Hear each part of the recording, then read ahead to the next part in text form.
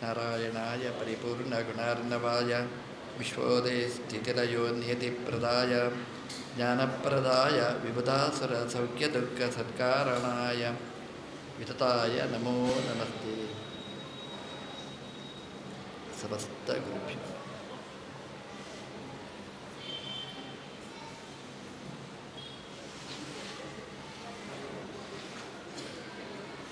ಭಗವಂತನ ಜೊತೆಗೆ ಸೇರಿ ಅರ್ಜುನ ಯುದ್ಧ ಮಾಡಿದ. ದೇವಲೋಕದ ಜೊತೆಗೆ ಯುದ್ಧ ಮಾಡಿದ. ಮನುಷ್ಯರು ಮನುಷ್ಯರ ಜೊತೆಗೆ ಯುದ್ಧ ಮಾಡ್ತಾರೆ. ದೇವತೆಗಳು ಅವರು ದೈತ್ಯರ ಜೊತೆಗೆ ಯುದ್ಧ ಮಾಡ್ತಾರೆ. ಇಲ್ಲಿ ಆಶ್ಚರ್ಯ ಅಂತಂದರೆ ಎರಡು ಅಂಶಗಳು. ದೇವಲೋಕದವರು ಮಾನವ ಲೋಕದವರ ಜೊತೆಗೆ ಯುದ್ಧ ಮಾಡುವಂಥದ್ದು, ಮಾನವರ ಜೊತೆಗೆ ದೇವತೆಗಳು ಯುದ್ಧ ಮಾಡುವಂಥದ್ದು. ಎರಡು ಸನ್ನಿವೇಶಗಳನ್ನು ಇಲ್ಲಿ ನಾವು ನೋಡಬಹುದು. ಅರ್ಜುನ ಮನುಷ್ಯ ಲೋಕದವ, ಇಂದ್ರ ದೇವಲೋಕದವ, ಪರಸ್ಪರ ಯುದ್ಧ ಮಾಡ್ತಾರೆ. ಇಂದ್ರ ಬೇರೆ ಅಲ್ಲ, ಅರ್ಜುನ ಬೇರೆ ಅಲ್ಲ, ಆದರೂ ಯುದ್ಧವನ್ನು ಮಾಡ್ತಾರೆ. ಯಾಕೆ ಅಂತಂದರೆ ಕಾರಣಗಳನ್ನು ಹೇಳ್ತಾರೆ. ಇಂದ್ರ ಯಾಕೆ ಅರ್ಜುನನ ಜೊತೆಗೆ ಯುದ್ಧ ಮಾಡಿದ ಅಂತ. ಯಾರಾದರೂ ತಂದೆ ಮಕ್ಕಳ ಜೊತೆಗೆ ಯುದ್ಧ ಮಾಡೋದುಂಟ? ಯಾರ್ದೋ ಗಲಾಟೆ, ಇವರು ಯಾಕೆ ಹೊಡೆಕೊಳ್ಬೇಕು? ತಕ್ಷಕನನ್ನು ರಕ್ಷಣೆ ಮಾಡಬೇಕು ಅಂತ ಮಗನ ಜೊತೆಗೆ ಯುದ್ಧ ಯಾಕೆ ಮಾಡಿದ? ತಕ್ಷಕ ಯಾರೋ ಏನೋ, ಅವನಿಗೆ ಏನು ಸಂಬಂಧ ತಕ್ಷಕನ ಜೊತೆಗೆ? ತಕ್ಷಕನನ್ನು ರಕ್ಷಣೆ ಮಾಡಬೇಕು ಅಂತ ಅರ್ಜುನನ ಜೊತೆಗೆ ಯುದ್ಧ. ಯುದ್ಧ ಅಂದರೆ ಎಂಥ ಯುದ್ಧ! ಅಕ್ಷೋಪಮಾಭಿಹಿ ಅಂತ ಹೇಳ್ತಾರೆ. ಅಕ್ಷ ಅಂತಂದರೆ ಈ ಮರದ ಎರಡು ಚಕ್ರಗಳನ್ನು ಜೋಡಿಸುವ ಆ ಮರ ಉಂಟಲ್ಲ, ಅಚ್ಚು ಮರ ಅಂತ ಕರೀತಾರೆ. ಆ ಮರದಷ್ಟು ದಪ್ಪವಾದ ಮಳೆಯ ಧಾರೆ, ನಮಗೆ ಚಿಕ್ಕ ಮಳೆಯ ನೀರಿನ ಧಾರೆ ಬಿದ್ದರೇ ನಾವು ಪುಡಿ ಪುಡಿಯಾಗಿ ಹೋಗ್ತೇವೆ, ನಮ್ಮ ಊರೇ ಕೊಚ್ಚಿಕೊಂಡು ಹೋಗುತ್ತೆ, ನೋಡ್ತೇವೆ ನಾವು ಇವತ್ತು. ಅದು ಅಕ್ಷೋಪಮಾಭಿಹಿ ಅಂತ. ಆ ಅಚ್ಚು ಮರದಷ್ಟು ದಪ್ಪದ ಗಾತ್ರದ ಮಳೆಯ ಸುರಿಮಳೆ ಸುರಿದರೆ ಹೇಗಿರಬೇಕು? ಕೊಚ್ಚಿಕೊಂಡು ಹೋಗಬೇಕು. ಅಂತಹ ಮಳೆಯನ್ನು, ನೀರನ್ನು ಸೃಷ್ಟಿ ಮಾಡಿದ್ದಾನೆ ಇಂದ್ರ. ಅವನಿಗೇನು ಸೋರ್ಸ್ ಕಡಿಮೆ ಏನಿಲ್ಲ. ನಾವೊಂದಿಷ್ಟು ಹೊತ್ತು ನೀರು ಬಿಟ್ಟರೆ ನೀರಿಗೆ ಟ್ಯಾಂಕ್ ಖಾಲಿ ಆಗುತ್ತೆ ಅಷ್ಟೇ. ಒಂದು ಇಷ್ಟು ನೀರು ತಮಿಳ್ನಾಡಿಗೆ ಬಿಡಲಿಕ್ಕೆ ನೀರು ಇಲ್ಲ ಕರ್ನಾಟಕದ ಹತ್ರ. ದೇವಲೋಕದಿಂದ ಅಷ್ಟು ನೀರನ್ನು ಬಿಟ್ಟಿದ್ದಾರೆ. ಪ್ರಾಯಶಃ ಸಂಗ್ರಹಿಸಿದರೆ ಬೇಕಾದಷ್ಟು ನೀರಾಗ್ತಿತ್ತು. ಸಾಮಾನ್ಯ ಮನುಷ್ಯರು ಅಂತ ಆದರೆ ಆ ದಾರ ಬಿದ್ದರೆ ಕಣ್ಣೀರೇ ಹಾಕಬೇಕು, ಆ ನೀರಿನೊಟ್ಟಿಗೆ ಈ ನೀರು ಬರ್ತಿತ್ತು. ಅರ್ಜುನ ಆದ್ದರಿಂದ ಅದನ್ನು ಸಹಿಸಿಕೊಂಡ. ಇಷ್ಟು ಉಗ್ರವಾಗಿ ಯುದ್ಧ ಮಾಡಬೇಕಾಗಿತ್ತ ಅಂತಂದರೆ ಆಚಾರ್ಯರೊಂದು ಶಬ್ದ ಪ್ರಯೋಗ ಮಾಡ್ತಾರೆ, ಅಕ್ಷುಬ್ಧ ಮನಃ ಅಂತ. ಅಲ್ಲಿ ಕ್ಷಾ ಕ್ಷ ಕ್ಷ ಎಲ್ಲ ಕ್ಷಾನೆ ಬರ್ತಕ್ಕ ಒಂದು ಶ್ಲೋಕ ಆಚಾರ್ಯರದ್ದು ಅದ್ಭುತ. ಅಲ್ಲಿ ಅಕ್ಷುಬ್ಧ ಮನಃ ಅಂತ ಹೇಳ್ತಾರೆ. ಅದು ಎರಡು ರೀತಿ ವಿಭಾಗ ಮಾಡ್ಬೋದು. ಅಕ್ಷುಬ್ಧ ಮನಃ ಅಂತಲೂ ವಿಭಾಗ ಮಾಡ್ಬೋದು, ಕ್ಷುಬ್ಧ ಮನಃ ಅಂತಲೂ ವಿಭಾಗ ಮಾಡ್ಬೋದು. ಅವನು ಇಂದ್ರ ಅರ್ಜುನನ ಜೊತೆಗೆ ಯುದ್ಧ ಮಾಡಿದ ಅಂತ. ಹೇಗೆ ಯುದ್ಧ ಮಾಡಿದ? ಕ್ಷುಬ್ಧ ಮನಃ ಅಂತ. ಅವನಿಗೆ ನೆನಪಾದ್ದು ತಕ್ಷಕ, ತಕ್ಷಣ ನೆನಪಾದ.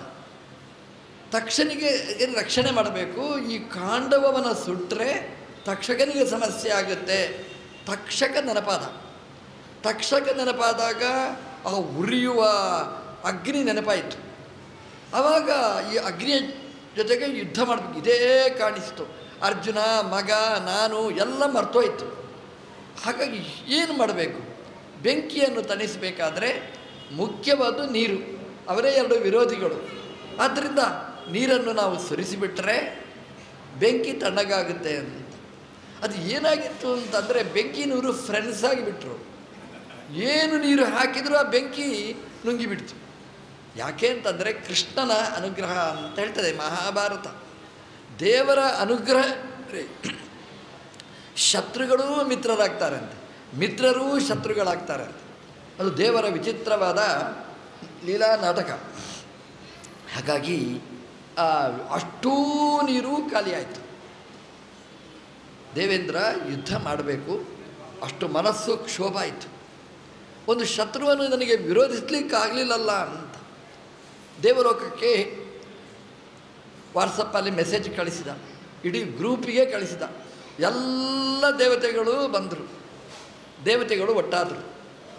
ಮೇಲಿನಿಂದ ದೇವತೆಗಳು ಗಣನ ಬ್ರಹ್ಮ ವಿಷ್ಣು ಎಲ್ಲ ರುದ್ರ ಎಲ್ಲ ದೇವತೆಗಳು ಒಟ್ಟು ಸೇರಿದರು. ಕೆಳಗಿಂದಲೂ ಹಾಗೇನೆ ಅರ್ಜುನ ಸೇರಿದ್ದಾನೆ, ಕೃಷ್ಣ ಸೇರಿದ್ದಾನೆ. ಕೃಷ್ಣ ಸೇರಿದ ಅಂದರೆ ವಿಶ್ವರೂಪವೇ ಅವನಲ್ಲಿದೆ. ಹಾಗಾಗಿ ಇದು ದೇವ ದೈತ್ಯರ ಕಲಹ ಅಲ್ಲ, ಮಾನವರ ಕಲಹ ಅಲ್ಲ, ಇದು ವಿಚಿತ್ರವಾದ ಯುದ್ಧ. ಒಂದು ರೀತಿ ನೋಡಿದರೆ ದೇವತೆಗಳದ್ದೇ ಪರಸ್ಪರವಾದಂತಹ ಕಲಹ. ಇನ್ನೂ ಸ್ವಲ್ಪ ಆಲೋಚನೆ ಮಾಡಬೇಕಂದ್ರೆ ಮನೆಯೊಳಗಿನ ಕಲಹ ಇದು. ಮನೆಯೊಳಗೇನೆ ಜಗಳ ಆದರೆ ಹೆಂಗಿರ್ತದೆ, ಹಾಗಾಗಿತ್ತು. ಮನೆಯೊಳಗೆ ಜಗಳ ಆದರೆ ಮನೆಯಲ್ಲಿ ಎಲ್ಲರೂ ಬೈಯುವುದೇ, ಜಗಳಾಡುವುದೇ. ಬಾಗಿಲು ಹಾಕಲಿಕ್ಕೂ ಮರೆತು ಬಿಟ್ಟಿರ್ತಾರೆ, ಊರಿಡೀ ನೋಡಲಿ ಲೈವ್. ಹಾಗಾಗಿ ಅವರಿಗೆ ಗೊತ್ತಿಲ್ಲ, ಇನ್ನೊಬ್ಬರು ನೋಡಿ ನಗ್ತಾರೆ ಅನ್ನೋದೂ ಗೊತ್ತಿಲ್ಲ. ಅಷ್ಟು ಆಕ್ಷುಬ್ಧ ಮನಃ ಅಂತ. ಕ್ಷೋಭೆ ಬಂದರೆ ನೆನಪಿಸ್ತಾರೆ ಯಾರೋ, ರೀ ಹೊರಗಿಂದ ನೋಡ್ತಾರೆ, ನೋಡಲಿ ಬಿಡಿ ಎಲ್ಲ ಗೊತ್ತಾಗಲಿ ನಿಮ್ಮದು, ಅದೂ ಹೇಳಲಿಕ್ಕೆ ಉಂಟು ಮಧ್ಯದಲ್ಲಿ. ಅಷ್ಟು ಕ್ಷೋಭ ಆ ಮನಸ್ಸಲ್ಲಿ ಬಂದರೆ ಹಾಗಾಗ್ತದೆ. ಇಂದ್ರನಿಗಾದ್ದು ಹಾಗೆ ಅಂತ ಒಂದು ಪದ ವಿಭಾಗ. ಅದನ್ನು ಇನ್ನೊಂದು ರೀತಿ ವಿಭಾಗ ಮಾಡಿದರೆ ಅಕ್ಷುಬ್ಧ ಮನಃ ಅಂತ. ಇಂದ್ರನಿಗೆ ಕ್ಷೋಭೆ ಆಗಲೇ ಇಲ್ಲ ಅಂತೆ, ಅದು ಗಮ್ಮತ್ತು ಅಂತ ಮಾಡಿದ್ದಂತೆ. ಗಮ್ಮತ್ತಾದರೂ ಯಾಕೆ ಜಗಳ ಯಾಕೆ ಆಡಬೇಕು? ಯಾಕೆ ಆಡಬೇಕು ಅಂತಂದರೆ ನೋಡಿ, ಅಪ್ಪ ಮಗನೊಟ್ಟಿಗೆ ಜಗಳ ಆಡ್ತಾನೆ, ಹೊಡಿತಾನೆ ಬಡಿತಾನೆ, ನೋಡುವವರಿಗೆಲ್ಲ ಜಗಳ ಅಂತ. ಅಪ್ಪ ಸೋತಾನೆ. ಚಿಕ್ಕ ಮಗುವಿನ ಜೊತೆಗೆ ಅಪ್ಪ ಯುದ್ಧ ಮಾಡಿದರೆ ಅಪ್ಪ ಸೋಲಲಿಕ್ಕೆ ಸಾಧ್ಯನೇ, ಅಪ್ಪನೇ ಗೆಲ್ಲಬೇಕು, ಮಗು ಸೋಲ್ಲೇಬೇಕು. ಯುದ್ಧ ಮಾಡಿದರೆ ಅಪ್ಪ ಮೂರ್ಖ ಅಂತ ಅರ್ಥ. ಏನೂ ಕಾರಣ ಇಲ್ಲದೆ ಮಗುವಿನ ಜೊತೆಗೆ ಜಗಳಾಡಿದ ಅಂತಂದರೆ ಜಗಳಾಡಿದಾಗೆ ಮಾಡ್ತಾನೆ, ಅಭಿನಯ ಮಾಡ್ತಾನೆ, ಎಲ್ಲ ಮಾಡ್ತಾನೆ. ನೋಡಿ ಮಗು ಎಷ್ಟು ಸಮರ್ಥ ಅಂತ. ಆ ಮಗುವಿನ ವೈಭವೀಕರಣ ಮಾಡಬೇಕು ಅಂತ ಅಪ್ಪ ಮಗುವಿನ ಜೊತೆಗೆ ಯುದ್ಧ ಮಾಡ್ತಾನೆ. ಅವನಿಗೆ ಮನಸ್ಸಲ್ಲಿ ಯಾವ ಕ್ಷೋಭನೂ ಇರುವುದಿಲ್ಲ. ಯಾಕೆಂದರೆ ಮಗುವಿನ ಮೇಲೆ ತುಂಬ ಪ್ರೀತಿ ಇರ್ತದೆ. ಅದನ್ನು ಆಚಾರ್ಯರು ಹೇಳ್ತಾರೆ ಅಕ್ಷುಬ್ಧ ಮನಃ ಅಂತ. ನೋಡುವವರ ದೃಷ್ಟಿಯಲ್ಲಿ ಕ್ಷೋಭ ಬಂದ ಹಾಗೆ, ಕಣ್ಣು ಕೆಂಪಾಗಿರ್ತದೆ, ಕೈಯಲ್ಲಿ ಹೊಡಿಲಿಕ್ಕೆ ಹೋಗ್ತಾನೆ, ಯಾವ ಆಯುಧ ಸಿಕ್ಕಿದ್ರೂ ಹೊಡೆಯುತ್ತಾನೆ. ಇದು ನೋಡುವವರ ದೃಷ್ಟಿಯಲ್ಲಿ ಕ್ಷೋಭ ಆಗಬೇಕು. ಆದರೆ ಅಂತಃಕರಣ ನನ್ನ ಮಗ, ಹಾಗಾಗಿ ಪ್ರೀತಿಯಿಂದ ಯುದ್ಧ ಮಾಡಿದ. ಯಾಕೆ ಪ್ರೀತಿಯಿಂದ ಯುದ್ಧ ಮಾಡಿದ? ಯುದ್ಧ ಯಾಕೆ ಮಾಡಬೇಕಾಗಿತ್ತು? ದೇವಲೋಕದ ಅಷ್ಟೂ ಅಸ್ತ್ರಗಳ ಪ್ರಯೋಗ ಆದರೂ ಅರ್ಜುನ ಏನಾಗಲಿಲ್ಲ. ಅರ್ಜುನ ಅಂತಂದರೆ ಬಿಳಿ ಅಂತ ಅರ್ಥ, ಅರ್ಜುನ ಅಂದರೆ ಶುದ್ಧ ಅಂತ. ಇಷ್ಟು ಆಯುಧಗಳು ಬಿದ್ದರೂ ಕೂಡ ಅರ್ಜುನಿಗೆ ಏನೂ ಆಗಲಿಲ್ಲ. ತುಂಬ ಕೀರ್ತಿವಂತ ನೋಡಿ, ಎಂಥ ಕೀರ್ತಿ ಅರ್ಜುನನಿಗೆ. ದೇವಲೋಕದ ಜೊತೆಗೆ ಸಮರದಲ್ಲಿ ಗೆದ್ದವ, ಯುದ್ಧ ಮಾಡಿದವ ಅಲ್ಲ. ಯುದ್ಧ ಯಾರೂ ಮಾಡ್ತಾರೆ, ಯುದ್ಧದಲ್ಲಿ ಸೋಲು ಪಡೆಯದೇ ಇದ್ದವ ಅರ್ಜುನ ಅಂತ ಆ ಕೀರ್ತಿ ಬಂತು ನೋಡಿ. ಇಂದ್ರ ಆ ಕೀರ್ತಿಯನ್ನು ಕೊಡಬೇಕಾಗಿತ್ತು. ದೇವತೆಗಳನ್ನೆಲ್ಲ ಕರೆಸಿದ, ಯುದ್ಧ ಮಾಡಿದ. ದೇವತೆಗಳಿಗೆ ಮೊದಲೇ ಹೇಳಿದ್ದ, ಆ ಗ್ರೂಪ್ನಲ್ಲಿ ಹಾಕುವಾಗಲೇ ಹೇಳಿದ್ದ, ಇದು ಗಮ್ಮತ್ತಿನ ಆಟ ಅಂತ ಒಂದು ಕೊಟ್ಟಿದ್ದ, ಹಿಂಡ್ಸ್ ಕೊಟ್ಟಿದ್ದ. ಹಾಗಾಗಿ ಅವರು ಕೂಡ ಹೊಡೆಯುವಾಗ ಹಿಂಗೆ ಹೊಡೆದಾಗ ಮಾಡೋದಷ್ಟೇ, ಪೆಟ್ಟು ಬೀಳುವುದೇ ಇಲ್ಲ. ಹಾಗೆ ಯುದ್ಧ ಅಂತ ಸಮರ ಅದು ನಡೆಯಿತು. ಇದು ಇಂದ್ರ 15 ದಿನಗಳ ಯುದ್ಧ ಮಾಡಿದ ಅಂತ ಹೇಳ್ತದೆ ಮಹಾಭಾರತದಲ್ಲಿ. ಅಷ್ಟು 15 ದಿವಸ ಮಳೆ ಸುರಿಸಿದ್ದಾನೆ, ಧಾರಾಕಾರವಾಗಿ ಮಳೆ ಸುರಿಸಿದ್ದಾನೆ. ಆ ಅಸ್ತ್ರಗಳ ಪ್ರಯೋಗ ಮಾಡಿದ್ದಾನೆ. ಅರ್ಜುನ ಏನು ಸುಮ್ಮನೆ ಕೊಡಲಿಲ್ಲ, ಅರ್ಜುನನೂ ಯುದ್ಧ ಮಾಡಿದ. ಒಬ್ಬರೇ ಯುದ್ಧ ಮಾಡಿದ ಅಲ್ಲ, ಕೃಷ್ಣನಿಂದ ಕೂಡಿಕೊಂಡು ಯುದ್ಧ ಮಾಡಿದ. ಕೃಷ್ಣನೂ ಯುದ್ಧ ಮಾಡಿದ್ದಾರೆ, ಇಬ್ಬರೂ ಯುದ್ಧ ಮಾಡಿದ್ದಾರೆ. ಅರ್ಜುನನ ಯುದ್ಧ ತಂತ್ರ ಎಷ್ಟು ಚೆನ್ನಾಗಿತ್ತು ಅಂತಂದರೆ, ನಿನ್ನೆ ನಾನು ಹೇಳಿದದನ್ನು, ಅದನ್ನು ಇಡೀ ಕಾಂಡವವನಕ್ಕೆ ಕಂಪೌಂಡ್ ವಾಲ್, ಇಡೀ ಒಂದು ಮನೆ, ಇಡೀ ಶರಪಂಜರ ಮಾಡಿದ್ದ. ಒಂದು ಗೂಡು, ಒಂದು ಪಂಜರ ಮಾಡಿದರೆ ಅದರಿಂದ ಹಕ್ಕಿ ಹೇಗೆ ಹೊರಗೋಗಲಿಕ್ಕೆ ಸಾಧ್ಯ ಇಲ್ಲ. ಅರ್ಜುನ ಮಾಡಿದ ಶರಪಂಜರದಿಂದ ಯಾರೂ ತಪ್ಪಿಸಿ ಹೋಗುವಾಗಿಲ್ಲ. ಅದಕ್ಕೆ ಮಳೆ ನೀರು ಬಂದರೆ ಎಲ್ಲ ಹೊರಗೇ ಹೋಗಬೇಕು, ಹಾಗೆ ವ್ಯವಸ್ಥೆಯನ್ನು ಮಾಡಿದ. ಅಗ್ನಿ ಉರಿತಾ ಇದ್ದಾನೆ, ಸುಡ್ತಾ ಇದ್ದಾನೆ, ಇಂದ್ರ ನೀರು ಸುರಿಸ್ತಾ ಇರ್ತಾನೆ, ಅರ್ಜುನ ಬಾಣ ಪ್ರಯೋಗ ಮಾಡ್ತಾ ಇದ್ದಾನೆ, ಮೇಲಿನಿಂದ ಕೆಳಗೆ, ಕೆಳಗಿನಿಂದ ಮೇಲೆ ಎಲ್ಲ. ಅರ್ಜುನನಿಗೆ ರಕ್ಷಕನಾಗಿ ಕೃಷ್ಣ ಇದ್ದ. ಭಗವದ್ಗೀತೆಯ ಕೊನೆಗೊಂದು ಮಾತು ಹೇಳ್ತಾರೆ ನೋಡಿ, ಯತ್ರ ಯೋಗೀಶ್ವರ ಕೃಷ್ಣ ಯತ್ರ ಪಾರ್ಥೋ ಧನುರ್ಧರ ತತ್ರ ಶ್ರೀ ವಿಜಯ ಭೂತಿ ಧ್ರುವ ನೀತಿರ್ಮತಿರ್ಮಮ ಅಂತ ಕೊನೆಯ ಕನ್ಕ್ಲೂಷನಲ್ಲಿ ಎಲ್ಲಿ ಕೃಷ್ಣ ಅರ್ಜುನ ಎಲ್ಲಿರ್ತಾರೆ, ಈ ಕಾಂಡವದಾನದ ಬಗ್ಗೆನೇ ಹೇಳಿದಾಗುಂಟು. ಅಲ್ಲಿ ತತ್ರ ಶ್ರೀಹಿ, ಬೇಕಾದ ಸಂಪತ್ತು ಅವರಿಗೆ, ಸಂಪತ್ತು ಏನು ಬಂತು ಅಂತ ಕೊನೆಗೆ ಹೇಳ್ತೇನೆ. ತತ್ರ ಶ್ರೀಹಿ ವಿಜಯ, ವಿಜಯ ಬಂತು ಅವರಿಗೆ, ಭೂತಿ ಎಲ್ಲ ರೀತಿಯಾಗಿರ್ತಕ್ಕಂತಹ ವೈಭವಗಳೂ ಬಂತು, ಕೀರ್ತಿ ಬಂತು, ಯಾವ ಕೊರೆತನೂ ಇರಲಿಲ್ಲ. ಯಾಕೆಂದರೆ ಕೃಷ್ಣನ ಜೊತೆಗೆ ಅರ್ಜುನ ಯುದ್ಧ ಮಾಡಿದ್ದಾಗಿದ್ದರಿಂದ. ಜಗಳಾಡುವವರೆಲ್ಲ ಒಂದು ನೆನಪಲ್ಲಿಟ್ಟುಕೊಳ್ಳಿ, ತಲೆಯಲ್ಲಿ ಇಟ್ಟುಕೊಳ್ಳಿ, ದಿನಾ ಇದನ್ನು ಹೇಳಿದರೆ ನೆನಪುಳಿತದೆ.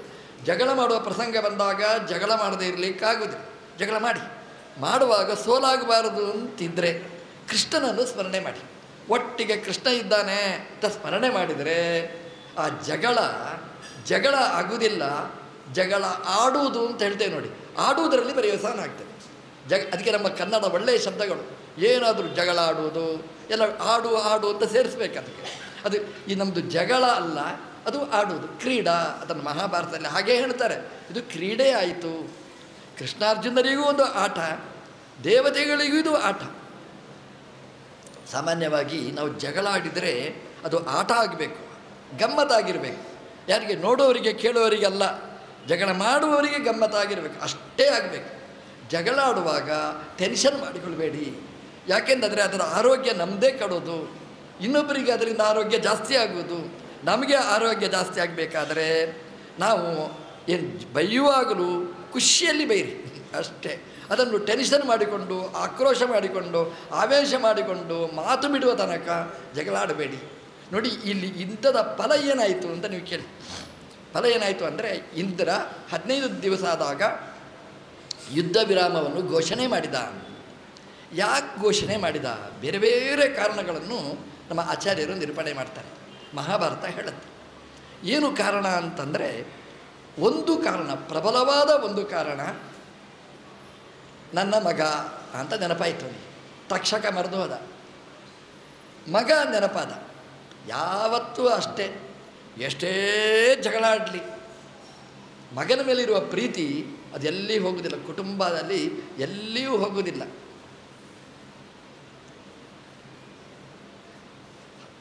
ಹಾಗಾಗಿ ಅರ್ಜುನನ ಮೇಲೆ ತುಂಬ ಪ್ರೀತಿ. ಅದೇನು ಗಾದೆ ಉಂಟಲ್ಲ ಇಂಗ್ಲೀಷ್ನಲ್ಲಿ, ಇದು blood is thicker than water ಅಂತ. ಹಾಗೆ ಅದು ಆ ಪ್ರೀತಿ ಅನ್ನುವಂಥದ್ದು ಅದು ತುಂಬ ಪ್ರಬಲ. ಅದು ಏನು ಜಗಳಾಡಿದರೂ ಕೂಡ ಹೊರಗಿನ ನೀರಿಗಿಂತ ಒಳಗಿನ ರಕ್ತನೇ ಅದು ಪ್ರಬಲ ಆಗಿರ್ತದೆ.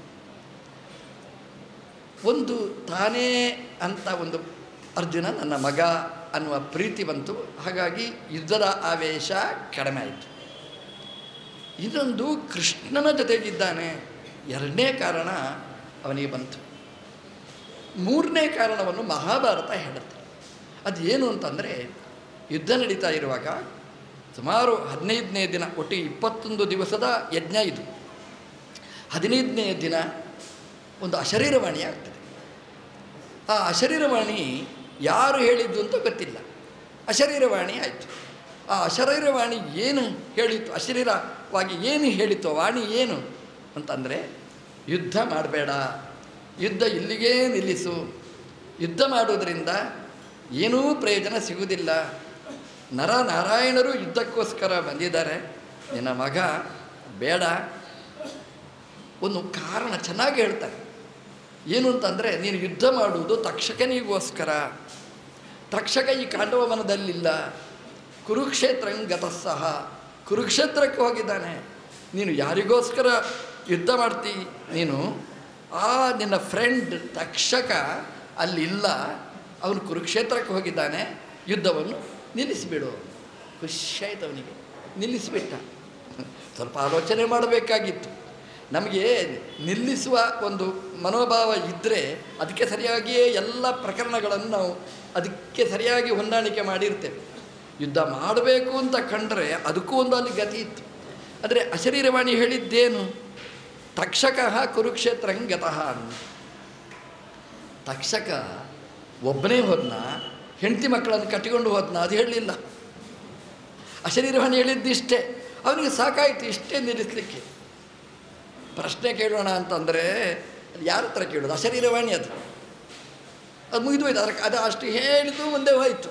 ಅದೇನು ಹೇಳಲಿ ಕೇಳುವ ಹಾಗೆ ಇಲ್ಲವೇ ಇಲ್ಲ. ಈ ರಸ್ತೆಯಲ್ಲಿ ಎಲ್ಲ ಅಡ್ವರ್ಟೈಸ್ಮೆಂಟ್ ಮಾಡಿಕೊಂಡು ಹೋಗ್ತಾರೆ ನೋಡಿ, ಅವ್ರು ಹೇಳಿಕೊಂಡು ಹೋಗ್ತಾರೆ ಅಷ್ಟೇ, ಕೇಳಿದರೆ ಏನು ಹೇಳಲಿಕ್ಕಿಲ್ಲ ಅಲ್ಲಿ. ಅದು ರಿಕಾರ್ಡಿಂಗ್. ಅದು ಅಶರೀರವಾಣಿ, ಶರೀರ ಇಲ್ಲ, ವಾಣಿ ಮಾತ್ರ ಅರ್ಜುನನ ಮೇಲೆ ಪ್ರಭಾವ ಬೀರಿತದು. ಯಾಕೆಂತಂದರೆ ತಕ್ಷಕ ಕುರುಕ್ಷೇತ್ರಕ್ಕೆ ಹೋಗಿದ್ದಾನೆ. ಹಾಗೆ ಯುದ್ಧ ಮಾಡಲಿ ಏನಂತೆ, ಯಾರಿಲ್ಲ, ಸತ್ತು ಹೋಗಲಿ ಏನು ತೊಂದರೆ. ನಮಗೆ ಫ್ರೆಂಡ್ ಸತ್ತರೆ ಸಮಸ್ಯೆ, ನಮ್ಮ ಮಕ್ಕಳು ಸತ್ತರೆ ಸಮಸ್ಯೆ. ನಮ್ಮ ಮಕ್ಕಳಿಲ್ಲ, ನಮ್ಮ ಮಿತ್ರ ಇಲ್ಲ, ಆದ್ದರಿಂದ ಒಂದೇ ಸುಡ್ಲಿ ಕಾಡಿಗೆ ಅವನು ಆಲೋಚನೆ ಮಾಡಬೇಕಾಗಿತ್ತು. ಕೊನೆಗೆ ಪುನಃ ನೆನಪು ಮಾಡ್ತೇನೆ, ಅಲ್ಲಿ ತಕ್ಷಕನ ಕುಟುಂಬ ಅಲ್ಲೇ ಇತ್ತು, ಅದನ್ನು ಬಿಟ್ಟು ಹೋಗಿದ್ದಾನೆ. ಆದ್ದರಿಂದ ಯುದ್ಧ ನಿಲ್ಲಿಸಿದ. ಅಶರೀರವಾಣಿ ಹೇಳಿ ಆಯಿತು, ಯುದ್ಧ ನಿಲ್ಲಿಸು. ಯಾಕೆ ಅಂತಂದರೆ ಯಾರಿಗೋಸ್ಕರ ಯುದ್ಧ ಮಾಡ್ತಿ ಅವ ಇಲ್ಲ, ಆಯಿತು ಅಂತ ಯುದ್ಧ ವಿರಾಮ ಘೋಷಣೆ ಮಾಡಿದ. 2-3 ಕಾರಣಗಳು. ಒಂದು ಅಶರೀರವಾಣಿ, ಇನ್ನೊಂದು ದೇವರನ್ನು ನೆನಪಿಸಿಕೊಂಡ ಕೃಷ್ಣ ಅಂತ, ಮತ್ತೊಂದು ನನ್ನ ಮಗ ಅರ್ಜುನ ಅಂತ. 3 ಕಾರಣಗಳನ್ನು ಮುಂದಿಟ್ಟುಕೊಂಡು ಇಂದ್ರ ಯುದ್ಧವನ್ನು ನಿಲ್ಲಿಸಿದ. ನಾವು ಜಗಳಾಡುವಾಗಲೂ ಹಾಗೇನೆ, ಜಗಳ ಮಾಡುವಾಗ ನಾವು ನೆನಪಿಟ್ಟುಕೊಳ್ಬೇಕು, ಯಾರ ಹತ್ರ ಜಗಳಾಡ್ತೇವೆ ನಾವು? ಎದುರಲ್ಲಿದ್ದವರು, ನಮ್ಮ ಕುಟುಂಬ ಆಗಿರ್ಬೋದು, ಕುಟುಂಬದ ಹೊರಗಿನವರಾಗಿರ್ಬೋದು. ಯುದ್ಧವನ್ನು ನಿಲ್ಲಿಸಬೇಕು ಅಂತಾದರೆ ಏನು ಮಾಡಬೇಕು ನಾವು? ಈ ಚಿಂತನೆ ನಾವು ಮಾಡಬೇಕಾದ್ದು. ಏನು ಚಿಂತನೆ ಮಾಡಬೇಕು ನಾವು? ಒಂದು, ಆ ಒಳಗಿಂದಲೇ ನಮಗೆ ಅನಿಸ್ತದೆ, ಸಾಕಪ್ಪ ಯುದ್ಧ ಬೇಡ, ಯಾಕೆ ಬೇಕು ಅಂತ ಒಳಗಿಂದ ಒಂದು ಸಿಟ್ಟು ಇರ್ತದೆ. ಆ ಸಿಟ್ಟಿನ ಮಧ್ಯದಲ್ಲಿ ನಮ್ಮ ದೌರ್ಬಲ್ಯ ನಮ್ಮನ್ನು ಕಾಡ್ತದೆ. ಇದು ಅಂದರೆ ಬೇಡಪ್ಪ, ಏನು ಇವತ್ತು ಜಗಳಾಡಿ ನನಗೇನಾಗಬೇಕು, ಶುರು ಮಾಡಿರ್ತೇವೆ, ನಿಲ್ಲಿಸ್ಲಿಕ್ಕಾಗುವುದಿಲ್ಲ. ಇದು ಅಶರೀರವಾಣಿ. ಒಳಗಿಂದ ನಮಗೆ ಅನಿಸಿಕೆ ಅಲ್ಲಿ ಪ್ರಾರಂಭ ಆಗಿರ್ತದೆ. ಜಗಳದಿಂದ ಜಗಳ ಮಾಡಿ ಏನಾಗಬೇಕು ನನಗೆ ಅಂತ ಒಂದು ಸೈಡಲ್ಲಿ ಕಾಣಿಸ್ತದೆ ನೋಡಿ, ಅದನ್ನು ಇಗ್ನೋರ್ ಮಾಡಬೇಡಿ, ಅದನ್ನೇ ಬೆಳೆಸಿಕೊಳ್ಳಿ. ಅದನ್ನು ಸ್ವಲ್ಪ ಬೆಳೆಸಿಕೊಂಡ್ರೆ ನಮ್ಮ ಯುದ್ಧ ವಿರಾಮ ಮಾಡಲಿಕ್ಕೆ ಸಾಧ್ಯ ಆಗ್ತದೆ. ಯುದ್ಧ ಮಾಡುವಾಗ ಯಾರಾದರೂ ಒಬ್ಬರು ನಿಲ್ಲಿಸಬೇಕು, ನಾವೇ ಅದಕ್ಕೆ ಕಾರಣ ಆಗೋಣ. ಯುದ್ಧ ಮಾಡುವಾಗ ನೀನು ಮತ್ತೊಂದು ನೆನಪಿಸಿಕೊಳ್ಳಿ, ಅರ್ಜುನ ಒಳಗೆ ಎದುರಲ್ಲಿರುವವರು ಯಾರು? ನನಗೆ ಬೇಕಾದವರು. ಅವರ ಹತ್ರ ನಾನು ಯಾಕೆ ಯುದ್ಧ ಮಾಡಬೇಕು ತಿಳ್ಕೊಂಡ್ರೆ ಮನಸ್ಸು ಇನ್ನೂ ತಿಳಿಯಾಗ್ತದೆ. ಇನ್ನೂ ಏನು ಅಂತಂದರೆ, ನನ್ನ ಒಳಗೂ ದೇವರಿದ್ದಾನೆ, ಅಲ್ಲಿಯೂ ದೇವರಿರ್ತಾರೆ, ಇದೂ ಒಂದು ದೇವಸ್ಥಾನ, ಅದೂ ಒಂದು ದೇವಸ್ಥಾನ. ನಾನು ಬೈದರೆ, ತಿರಸ್ಕಾರ ಮಾಡಿದರೆ, ಜಗಳಾಡಿದರೆ ಅದು ದೇವಸ್ಥಾನವನ್ನು ನಿಂದೆ ಮಾಡಿದ ಹಾಗೆ. ಹಾಗಾಗಿ ದೇವರಿಗೆ ವಿರೋಧ ನಾನು ಮಾಡಬಾರದು. ಈ ಕಾರಣಗಳನ್ನು ನಾವು ತಿಳ್ಕೊಂಡ್ರೆ ನಮ್ಮ ಮನೆಯೊಳಗೆ ನಡೆಯುವ ಕಾದಾಟಗಳು, ಹೋರಾಟಗಳು, ಚೀರಾಟಗಳು, ವ್ಯರ್ಥ ಪರಿಶ್ರಮಗಳು ಅದು ದೂರ ಆಗಲಿಕ್ಕೆ ಸಾಧ್ಯ. ಯಾರೋ ಒಬ್ಬರು ಹೇಳಿದರು, ನನಗೆ ಜಗಳ ಆಡಿ ಆಡಿ ನನಗೆ ಈ ಎಲ್ಲ ರೋಗಗಳು ಬಂದದ್ದು. ಯಾರು ಹೇಳಿದ್ರು ಜಗಳಾಡಲಿಕ್ಕೆ? ನಾವೇ ಅದನ್ನು ನಿಲ್ಲಿಸಬೇಕು. ದಿನ ನಾವು ಟ್ರೈನಿಂಗ್ ಮಾಡಿದರೆ, ಮನಸ್ಸಿಗೆ ಟ್ಯೂನ್ ಮಾಡಿದರೆ, ಹೀಗೆ ಅಂತ ಟ್ಯೂನ್ ಮಾಡಿದರೆ ಜಗಳಾಡುವಾಗ ಎಲ್ಲ ನಮಗೆ ಇಷ್ಟು ನೆನಪಾಗಬೇಕು. ಕಾಂಡವನ ಯುದ್ಧ ನೆನಪಾಗಬೇಕು. ನೆನಪಾಯಿತು ಅಂತಂದರೆ ಆ ಯುದ್ಧ ವಿರಾಮ ಘೋಷಣೆ ಮಾಡಲಿಕ್ಕೆ ಸಾಧ್ಯವಾಗ್ತದೆ. ಈ ವಕೀಲರುಗಳಿರ್ತಾರೆ ನೋಡಿ, ಅವರ ಹತ್ರ ಕೇಳಿ, ಅವರೆಲ್ಲ ಹಾಗೇ ತುಂಬ ಜಗಳಾಡ್ತಾರೆ ಕೋರ್ಟ್ನಲ್ಲಿ. ಹೊರಗೆ ಬಂದರೆ ಫ್ರೆಂಡ್ಸ್ ಅವರು. ನಮ್ಮದು ಹಾಗಿರಬೇಕು. ನಮ್ಮದು ಎಷ್ಟು ಜಗಳ ಆಡಿದರೂ ಕೂಡ ಮಧ್ಯದಲ್ಲಿ ಬಿಟ್ಟುಬಿಡಬೇಕು. ನೀವು ನೋಡು, ಸಾಯುವ ತನಕ ನೆನಪಿಟ್ಟುಕೊಳ್ತೇನೆ, ಏನದರಿಂದ? ಸಾಯುವ ತನಕ ನೆನಪಿಟ್ಟುಕೊಂಡ್ರೆ ಏನದರಿಂದ? ಏನು ಸಾಧಿಸುವ ಹಾಗಿರುವುದಿಲ್ಲ. ಅರ್ಜುನ ಜೊತೆಗೆ ಮಾಡಿದ ಯುದ್ಧ ಇಂದ್ರ ನಿಲ್ಲಿಸಿದ ಅಂತಂದರೆ ಸುಮ್ಮನೆ ಬಿಡಲಿಲ್ಲ. ಅವನು ಕೆಳಗಿಳಿದು ಬಂದ. ದೇವತೆಗಳೆಲ್ಲ ಬೆನ್ನ ಹಿಂದೆ ಬಂದರು. ದೇವತೆಗಳು ಕೆಳಗಿಳಿದರು. ಕೋಪ ಮಾಡುವಾಗ, ಜಗಳಾಡುವಾಗ ನಾವು ಕೆಳಗಿಳಿಬೇಕು. ನಾನು ಸೋತ ಹಾಗೆ ಅಲ್ಲ, ನಾವು ದೇವರಾದವು ಅಂತ ತಿಳ್ಕೊಂಡ್ವಿ. ದೇವತೆಗಳು ಇಂದ್ರ ಕೆಳಗಿಳಿದ, ಇಂದ್ರ ಚಿಕ್ಕವನಾದ್ನ. ಯಾವಾಗಲೂ ಹಾಗೆ ಯಾರು ಕೆಳಗಿಳಿತಾರೆ ಅವರು ದೊಡ್ಡವರು ಅಂತ ಅರ್ಥ. ಯಾಕೆ ಅಂತಂದರೆ ಯಾರಿಗೆ ಸಾಮರ್ಥ್ಯ ಇರ್ತದೆ ಅಂಥವನು ಕೆಳಗಿಳಿತಾನೆ. ದೌರ್ಬಲ್ಯ ಇದ್ದವ ಕೆಳಗಿಳಿದ ನಾನು ಸಾಧ್ಯನೇ ಇಲ್ಲ ಅಂತ. ಅಂದರೆ ದೇವತೆಗಳು ಕೆಳಗಿಳಿದರು. ಯಾರು ಕೆಳಗಿಳಿತಾರೆ ಅವರು ಗ್ರೇಟ್ ಅಂತ. ಯುದ್ಧದಲ್ಲಿ ಯಾರು ಯುದ್ಧ ನಿಲ್ಲಿಸ್ತಾರೆ ಅವನು ಸೋತವ ಅಲ್ಲ, ಅವನು ಎಷ್ಟು ಎಂಥ ವಿವೇಕ, ಎಂಥ ಅವರು ಕೂಡಲೇ ನಿಲ್ಲಿಸಿಬಿಟ್ರು ಅಂತ ನಾವು ಹೇಳ್ತೇವೆ ನೋಡಿ, ಹೊಗಳ್ತೇವೆ ನಾವು. ಹಾಗಾಗಿ ಜಗಳಾಡುವಾಗ ನಾವು ಮೊದಲು ನಿಲ್ಲಿಸಬೇಕು. ಯಾರು ನಿಲ್ಲಿಸುವುದಿಲ್ಲ ಅಂತ ಮಾಡುವುದಲ್ಲ, ನಿಲ್ಲಿಸಬೇಕು. ದೇವತೆಗಳು ಇಳಿದು ಬಂದು ಇಂದ್ರ ಅರ್ಜುನನನ್ನು ಆಲಿಂಗನೆ ಮಾಡಿದ ಅಂತ ಹೇಳುತ್ತೆ. ಇದು ಪ್ರೀತಿಯ ಸಂಕೇತ. ದೇವತೆಗಳು ಅರ್ಜುನನನ್ನು ಪ್ರೀತಿ ಮಾಡಿದರು. ಮಹಾಭಾರತ ಹೇಳುತ್ತೆ, ಇಂದ್ರ ಅರ್ಜುನನನ್ನು ಆಲಿಂಗನೆ ಮಾಡಿದ. ಸಮಾಶ್ಲಿಷತ್ ಅಂತ ಶಬ್ದ ಬಳಸ್ತಾರೆ. ಚೆನ್ನಾಗಿ ಆಲಿಂಗನೆ ಮಾಡಿದ.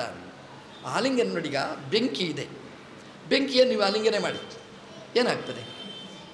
ಬಿಸಿಯಾಗುತ್ತೆ, ಆ ಟೆಂಪ್ರೇಚರ್ ಜಾಸ್ತಿ ಆಗ್ತದೆ. ಒಂದು ವಸ್ತುವನ್ನು ನೀವು ಫ್ರಿಜ್ಜಲ್ಲಿಡಿ, ಆ ಐಸಿನಿಂದ ಅದು ಐಸ್ ಆಗಿ ಬಿಡ್ತದೆ. ಇಂದ್ರ ಅರ್ಜುನನನ್ನು ಆಲಿಂಗನೆ ಮಾಡಿದ. ಆ ಇಂದ್ರನಲ್ಲಿರತಕ್ಕಂಥ ಏನು ಶಕ್ತಿ ಇತ್ತು, ಇಂದ್ರತ್ವ. ಇಂದ್ರ ಅಂತಂದರೆ ಐಶ್ವರ್ಯ ಅಂತ ಅರ್ಥ ಸಂಸ್ಕೃತದಲ್ಲಿ. ಇದೀ ಐಶ್ವರ್ಯೇ ಪರಮೈಶ್ವರ್ಯೇ ಅಂತ ವರ್ಬದು. ಇಂದತೀತಿ ಇಂದ್ರ ಪರಮೈಶ್ವರ್ಯ ಉಳ್ಳವ. ಇಂದ್ರ ಆಲಿಂಗನೆ ಮಾಡಿದ ಅರ್ಜುನನನ್ನು. ಇಂದ್ರನಲ್ಲಿರುವ ಪರಮೈಶ್ವರ್ಯ ಇದೆಲ್ಲ ಅರ್ಜುನನಿಗೆ ಸಂಕ್ರಮಣ ಆಯ್ತಂತೆ. ಐಶ್ವರ್ಯ ಅಂದರೆ ದುಡ್ಡು ಅಂತ ಅರ್ಥ ಅಲ್ಲ. ಐಶ್ವರ್ಯ ಅಂದರೆ ಈಶ್ವರತ್ವ. ಈಶ್ವರತ್ವ ಅಂದರೆ ಈಶನ ಸಾಮರ್ಥ್ಯ, ಇಡೀ ಜಗತ್ತನ್ನು ಕಂಟ್ರೋಲ್ ಮಾಡುವ ಶಕ್ತಿ. ಅದು ಇಂದ್ರನಲ್ಲಿತ್ತು ನೋಡಿ. 3 ಲೋಕದ ಒಡೆಯನಾಗಿ 3 ಲೋಕವನ್ನು ರಕ್ಷಣೆ ಮಾಡಬೇಕಾದ್ರೆ ಆ ಶಕ್ತಿ ಅದನ್ನು ಅರ್ಜುನನಿಗೆ ಪಾಸ್ ಮಾಡಿದ, ಇಂದ್ರನಿಗೆ ಆಲಿಂಗನೆ ಮಾಡಿದ. ಇದು ಯುದ್ಧದ ಕೊಡುಗೆ. ನಾನು ಆಗಲೇ ಹೇಳಿದ್ದು ಅದನ್ನೇ. ನಮ್ಮದು ಯುದ್ಧ ಹೇಗಾಗಬೇಕು ಅಂತಂದರೆ ನಮ್ಮ ಅಕೌಂಟಿಂದ ಅವನ ಅಕೌಂಟಿಗೆ ಪಾಸ್ ಮಾಡಬೇಕು. ದುಡ್ಡಲ್ಲ ಹೇಳಿದ್ದು, ಒಳ್ಳೆಯದಾಗಲಿ ಇಂಥ ಆಶೀರ್ವಾದವನ್ನು ಪಾಸ್ ಮಾಡಬೇಕು. ಇದು ಯುದ್ಧದ ಪ್ರತಿಕ್ರಿಯೆ. ಯುದ್ಧದ ಮೇಲೆ ಅಲ್ಲಿ ಮಾತಾಡುವಾಗ ಎಲ್ಲ ಶಾಪ ಎಲ್ಲ ಕೊಟ್ಟರೆ ಅದರ ಪರಿಹಾರ ಯುದ್ಧ ಮುಗಿಯುವಾಗ ಅಲ್ಲೇ ಮುಗಿಬೇಕು, ಅದು ಮುಂದುವರಿಬಾರದು ಅನ್ನೋದನ್ನು ಮಹಾಭಾರತದಲ್ಲಿ ನಾವು ನೋಡ್ತೇವೆ. ಕೃಷ್ಣನನ್ನು ವಿಷ್ಣು ಬಂದು ಆಲಿಂಗನೆ ಮಾಡಿದ ಅಂತ ಮಹಾಭಾರತದಲ್ಲಿ ಹೇಳ್ತಾರೆ. ವಿಷ್ಣು ಅಲ್ಲಿ ಜಗಳಾಡಿದ. ಉಪೇಂದ್ರ ವಾಮನ ಇಂದ್ರ ಬರುವಾಗ ಅವನೊಟ್ಟಿಗೆ ಬಂದಿದ್ದ. ಆ ವಿಷ್ಣು ಕೃಷ್ಣನನ್ನು ಆಲಿಂಗನೆ ಮಾಡಿದ. ಇಲ್ಲಿ ಒಬ್ಬರಿಂದ ಒಬ್ಬರಿಗೆ ಪಾಸಾಗಲಿಕ್ಕೆ ಏನು ಇಲ್ಲವೇ ಇಲ್ಲ. ಇಬ್ಬರು ಪೂರ್ಣಮಿದಂ ಪೂರ್ಣಮದಃ ಪೂರ್ಣಾತ್ ಪೂರ್ಣಮುದಚ್ಯತೆ ಪೂರ್ಣಸ್ಯ ಪೂರ್ಣಮಾದಾಯ. ಹಾಗಾಗಿ ಇಲ್ಲಿಂದ ಅಲ್ಲಿ ಹೋಗಿ ಖಾಲಿಯಾದ್ದನ್ನು ತುಂಬಿಸುವಂಥದ್ದು ಯಾವುದೂ ಇಲ್ಲ. ಅದೊಂದು ಕ್ರೀಡೆ ಅಷ್ಟೇ. ಇಬ್ಬರೂ ಒಂದು. ಪರಶುರಾಮರ ಜಗಳ ಹೀಗೆ, ಹಾಗೆ ವಿಷ್ಣು ಕೃಷ್ಣರು ಒಂದಾದರು. ನೋಡುವ ವರ್ಗಕ್ಕೆ, ಸಾಧಕ ವರ್ಗಕ್ಕೆ ವಿಷ್ಣು ಬೇರೆ ಅಲ್ಲ, ಕೃಷ್ಣ ಬೇರೆ ಅಲ್ಲ ಅನ್ನೋದನ್ನು ತತ್ವವನ್ನು ತೋರಿಸಿಕೊಟ್ಟಿತು. ಇಂದ್ರ ಸಂತೋಷಪಟ್ಟ, ದೇವತೆಗಳು ಸಂತೋಷಪಟ್ಟರು. ಅರ್ಜುನನ ಕಾಂಡವನ ದಹನ ಅದು ಬೆಂಕಿ. ಬೆಂಕಿ ಅಂದರೆ ಉರಿ, ಉರಿ ಅಂದರೆ ಹೊಟ್ಟೆ ಉರಿ. ಹೊಟ್ಟೆ ಕಿಚ್ಚಿಗೆ ಕಾರಣ ಆಗಲಿಲ್ಲ, ಹಾಗಾಗಬೇಕಿತ್ತು. ಕಾಂಡವನ ಆ ಬಿಸಿ ಅದು ಕಿಚ್ಚಿಗೆ ಕಾರಣ ಆಗಬೇಕಿತ್ತು, ಹೊಟ್ಟೆ ಕಿಚ್ಚಿಗೆ ಕಾರಣ ಆಗಬೇಕಿತ್ತು. ಹೊಟ್ಟೆ ಕಿಚ್ಚಾಗಲಿಲ್ಲ ಅಂತ ಆ ದಹನ ಅಗ್ನಿ ಅನ್ನೋದನ್ನು ಸುಟ್ಟು ಬಿಟ್ಟಿದಂತೆ. ಆ ಮನಸ್ಸಲ್ಲಿರುವ ಆ ವೈಷಮ್ಯ ಅದನ್ನು ಸುಟ್ಟು ಬೂದಿ ಮಾಡಿದಂತೆ. ಅಗ್ನಿ ಉರಿಲಿಕ್ಕೆ ಪ್ರಾರಂಭ ಆಯಿತು. ಈಗ ಪ್ರತಿಬಂಧನೆ ಮಾಡೋರು ಯಾರೂ ಇಲ್ಲ. ದೇವತೆಗಳೆಲ್ಲ ದೂರ ಸರಿದು ನಿಂತರು, ಈಗ ಪ್ರೇಕ್ಷಕರಾದರು. ಹಾಗಾಗಿ ಕಾಂಡವನ ಅಗ್ನಿ ಖುಷಿಯಲ್ಲಿ ಸ್ವಚ್ಛಂದವಾಗಿ ಉರಿದ. 15 ದಿವಸದ ಕಾದಾಟದಲ್ಲಿ ತಿಂತ. ಇನ್ನೂ ಬಾಕಿ ಉಳಿದಿತ್ತು. ಇನ್ನೂ 5 ದಿವಸ ಅಗ್ನಿ ಜ್ವಾಲೆ ಉರಿಯಿತು ಅಂತ 15 ದಿವಸ ಮತ್ತು 6 ದಿನ 21 ದಿನಗಳ ತನಕ ಅಗ್ನಿ ಹೋಮ ನಡೆಯಿತು. ಹೋಮ ನಡೆಯುವಾಗ ಅದರಲ್ಲಿ ಹಕ್ಕಿಗಳು, 4 ಹಕ್ಕಿಗಳು, ಇನ್ನೊಂದು ಅಶ್ವಸೇನ, ಒಂದು ಸರ್ಪ, ಇನ್ನೊಂದು ಮಯ, ಈ 6 ಜನ ಉಳಿದರು ಅಂತ ಮಹಾಭಾರತ ಹೇಳ್ತದೆ. ಅದರಲ್ಲಿ ಬೆಂಕಿ ಉರಿಯುವಾಗ ತಕ್ಷಕನ ಮನೆಗೂ ಬೆಂಕಿ ಬಿತ್ತು. ತಕ್ಷಕನ ಮನೆಯಲ್ಲಿ ತಕ್ಷಕನ ಮಿಸಸ್ ಅಲ್ಲಿದ್ದರು. ಅವಳಿಗೆ ಭಯ ಆಯಿತು. ಏನು ಮಾಡಬೇಕು ನೋಡಿ, ತಾಯಿಯ ಹೃದಯ ಹೇಗಿರ್ತದೆ ಅಂತ ನಾವು ಮಹಾಭಾರತದಲ್ಲಿ ನೋಡಬೇಕು. ತಾಯಿಗೆ ಭಯ ಆಯಿತು. ನಾವು ಸಾಯ್ತೇವೆ ಅಂತ ತೀರ್ಮಾನ ಮಾಡಿದ್ರು. ಬೆಂಕಿ ಬರ್ತಾ ಇದೆ, ಪಕ್ಕದ ಮನೆಗೆ ಬಂದರೆ ಈ ಮನೆಗೆ ತಕ್ಷಕನ ಮನೆಗೆ ಬೆಂಕಿ ಬೀಳುತ್ತೆ ಅಂತ. ಆವಾಗ ಆ ತಕ್ಷಕನ ಹೆಂಡತಿ ಆಲೋಚನೆ ಮಾಡ್ತಾಳೆ, ನನ್ನ ಮನೆಯಲ್ಲಿ ಅಶ್ವಸೇನ ನನ್ನ ಮಗ ಇದ್ದಾನೆ, ಮಗನನ್ನು ರಕ್ಷಣೆ ಮಾಡಬೇಕು. ಈ ವ್ಯಾಮೋಹ, ಈ ಪ್ರೀತಿ, ವಾತ್ಸಲ್ಯ ಬರೀ ಮನುಷ್ಯರಲ್ಲಿ ಮಾತ್ರ ಅಲ್ಲ, ಪ್ರಾಣಿಗಳಲ್ಲಿಯೂ ಇದೆ. ಎಂಥ ವಾತ್ಸಲ್ಯ ಇರ್ತದೆ, ಎಂಥ ಪ್ರೀತಿ,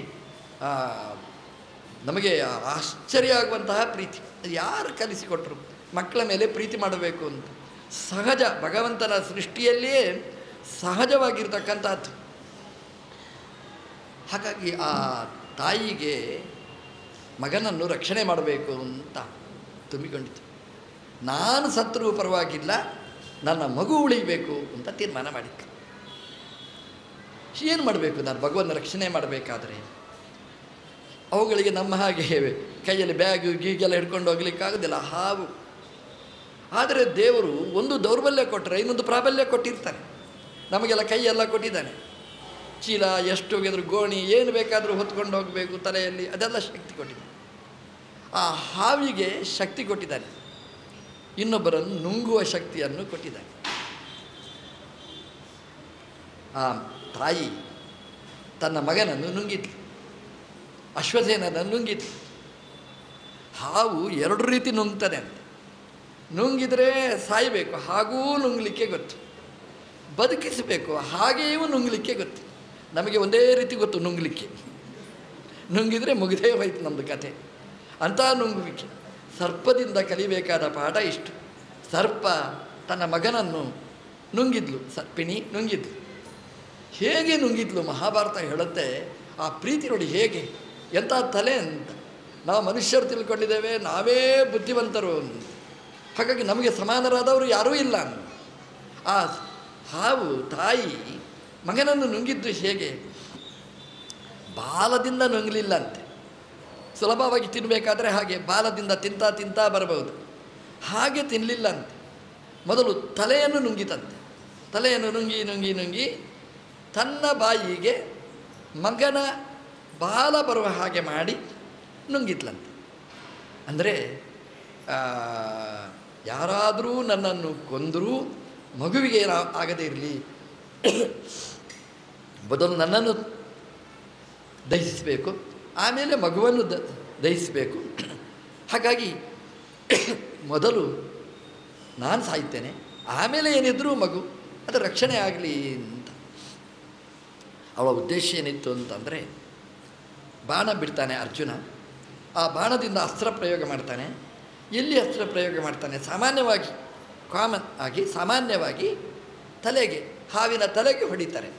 ಹಾವಿಗೆ ವಿಷ ಎಲ್ಲ ಇರೋದು ಆ ಕಂಠದಲ್ಲಿ, ಬಾಯಲ್ಲಿ ಬುಸ್ಸ ಅಂತ ಹೇಳುತ್ತೆ. ಆ ಜಾಗಕ್ಕೆ ಹೊಡಿತಾನೆ.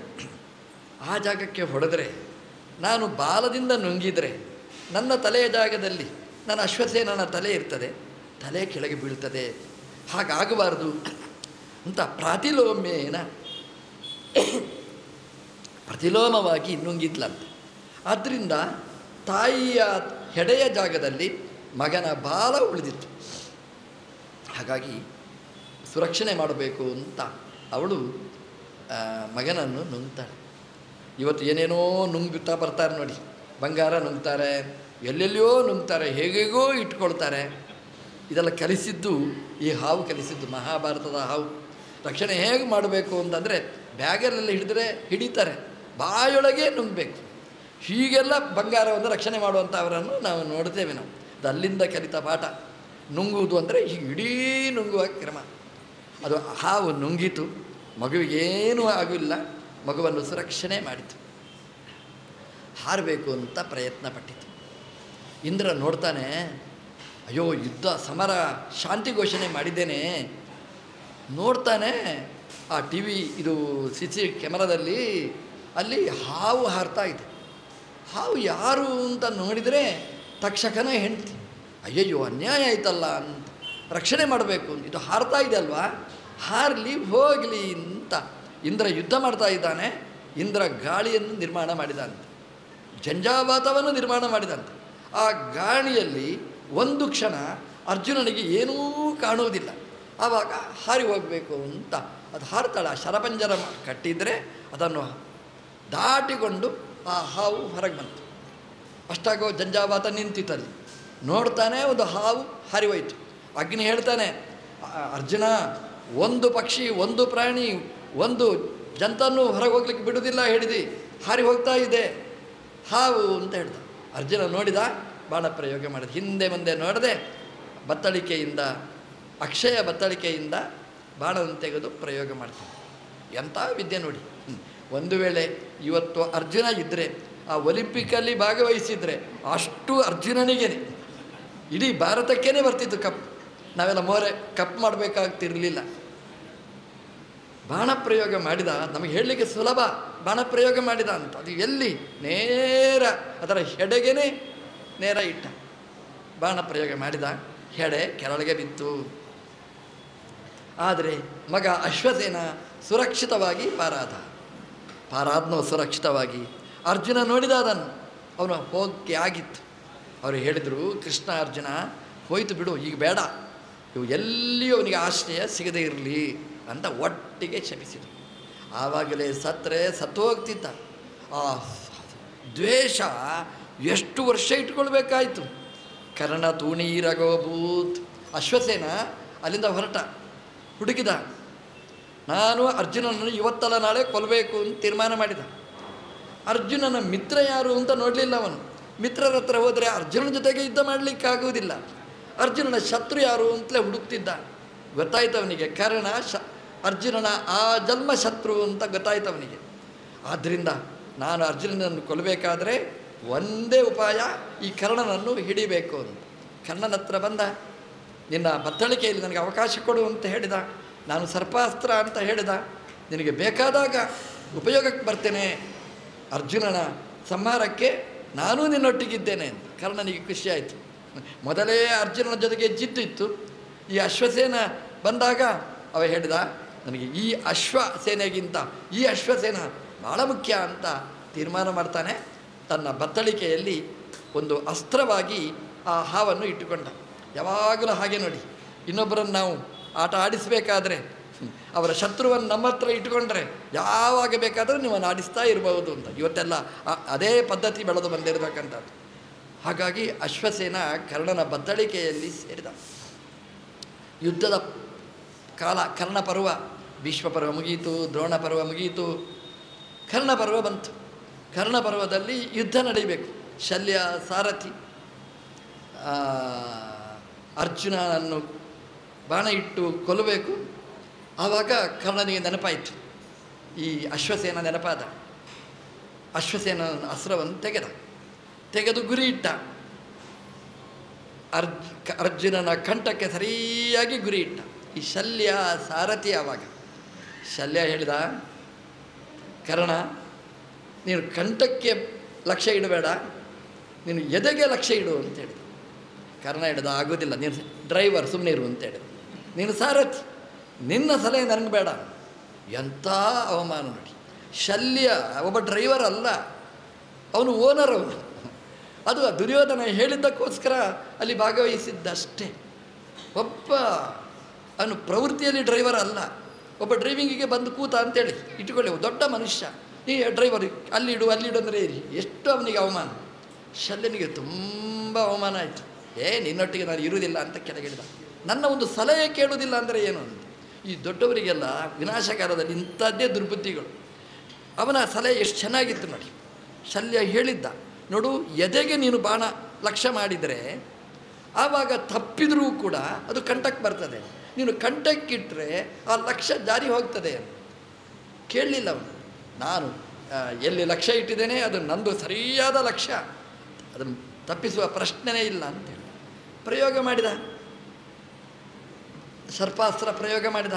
ಅರ್ಜುನನ ಕಂಠಕ್ಕೆ ನೇರ ಪ್ರಯೋಗ ಮಾಡಿದ. ನೋಡಬೇಕಿತ್ತು ಅವನು ಕರ್ಣ, ಪಕ್ಕದಲ್ಲಿ ಕೃಷ್ಣ ಇದ್ದಾನೆ. ಅವನಿಗೆ ಕೃಷ್ಣ ಮರೆತೇ ಹೋಗಿತ್ತು. ಅವನಿಗೆ ಅವನಿಗೆ ಅರ್ಜುನನ ಕಂಠ ಮಾತ್ರ ಲಕ್ಷ್ಯ ಆಗಿತ್ತು. ದೇವರನ್ನು ನೆನಪಿಸಿದರೆ ಅವನ ಅಸ್ತ್ರ ಉಳಿಯುತ್ತಿತ್ತು. ಕೃಷ್ಣನನ್ನು ಮರೆತ ಅವನಿಗೆ. ಕರ್ಣ ಅಂದರೆ ಸೂರ್ಯ. ಸೂರ್ಯ ಅಂದರೆ ದಿನಾ ನಾವು ಮಾಡುವ ಗಾಯತ್ರಿ ಜಪದಲ್ಲಿ ಆ ಸೂರ್ಯನ ಒಳಗಿದ್ದ ಭಗವಂತನ ಉಪಾಸನೆ ಮಾಡೋದು, ನಮಗೆಲ್ಲ ಬುದ್ಧಿ ಪ್ರಚೋದನೆ ಮಾಡುವ ಆ ಸೂರ್ಯನಿಗೆ ದೇವರು ಮರೆತ, ನಮಗೇನು ಪ್ರಚೋದನೆ ಮಾಡ್ತಾನೆ ಅಂತ ಮಹಾಭಾರತ ಹೇಳುತ್ತೆ. ಲಕ್ಷ್ಯ ಇಟ್ಟು ಪ್ರಯೋಗ ಮಾಡಿದರೆ ನಮ್ಮ ದೇವರು ರಥವನ್ನು 4 ಅಂಗುಲ ಭೂಮಿಯ ಒಳಗೆ ಕೂತು ಹಾಕಿಕೊಂಡು ಮಾಡ್ತಾರೆ. ಕುರುಕ್ಷೇತ್ರ ಇವತ್ತಿನದ್ದು ನೆನಪಿಟ್ಟುಕೊಳ್ಳಿ, ಆ ಕಾಲದ್ದು ನೆನಪಿಟ್ಟುಕೊಳ್ಳಿ. ಅದು ಕುರುಕ್ಷೇತ್ರ ಅಂದರೆ ಇವತ್ತು ಎಲ್ಲಿ ನೋಡಿದ್ರೂ ಕಾಂಕ್ರೀಟೀಕರಣ ಆಗಿದೆ, ಎಲ್ಲ ಕಾಂಕ್ರೀಟ್ ರಸ್ತೆಗಳೇ ಇರುವುದಲ್ಲಿ. ಆದ್ದರಿಂದ ಅರ್ಜುನನ ರಥ 4 ಅಂಗುಲ ಹೇಗೆ ಭೂಮಿಯೊಳಗೆ ಹೂತು ಹೋಯಿತು ಅಂತ ಕೇಳಬೇಡಿ. ಅಲ್ಲಿ ಅದು ಮಣ್ಣಿನ ಜಾಗ, ಅದು ಅಲ್ಲಿ ನೀರೆಲ್ಲ ತುಂಬಿತ್ತು, ರಕ್ತ ಪ್ರವಾಹ ಎಲ್ಲ ತುಂಬಿತ್ತು. ಹಾಗಾಗಿ ಕೃಷ್ಣನ ಶಕ್ತಿಯೂ ಸೇರಿತು, ರಥ 4 ಅಂಗುಲ ಕೆಳಗೆ ಹೋಯಿತು. ಹಾಗಾಗಿ ಆ ಅರ್ಜುನನ ರಥನೂ ಕೆಳಗೆ ಹೋಯಿತು. ಈ ಕರ್ಣ ಪ್ರಯೋಗ ಮಾಡಿದ ಸರ್ಪಾಸ್ತ್ರ ಕಂಠಕ್ಕೆ ಪ್ರಯೋಗ ಮಾಡಿದರೆ ರಥ ಕೆಳಗಿಳಿದದ್ದರಿಂದ 4 ಅಂಗುಲ ಮೇಲೆ ಹೋಯ್ತದು. ಕಂಠ ಅಲ್ಲ, ಅವನ ಕಿರೀಟಕ್ಕೆ ಲಕ್ಷ್ಯ ಆಯಿತು. ಆ ಕಿರೀಟವನ್ನು ಹಾರಿಸಿಕೊಂಡು ಹೋಯಿತು. ಅರ್ಜುನನಿಗೆ ಕೋಪ ಉಂಟು. 2 ಕೋಪಕ್ಕೆ ಕಾರಣ. ನನ್ನ ಕಿರೀಟ ಹೋಯಿತು, ಕೃಷ್ಣ ನೀನಿದ್ದು ಏನು ಮಾಡಿದಿ ಅಂತ ಒಂದು ಕೇಳಿದ.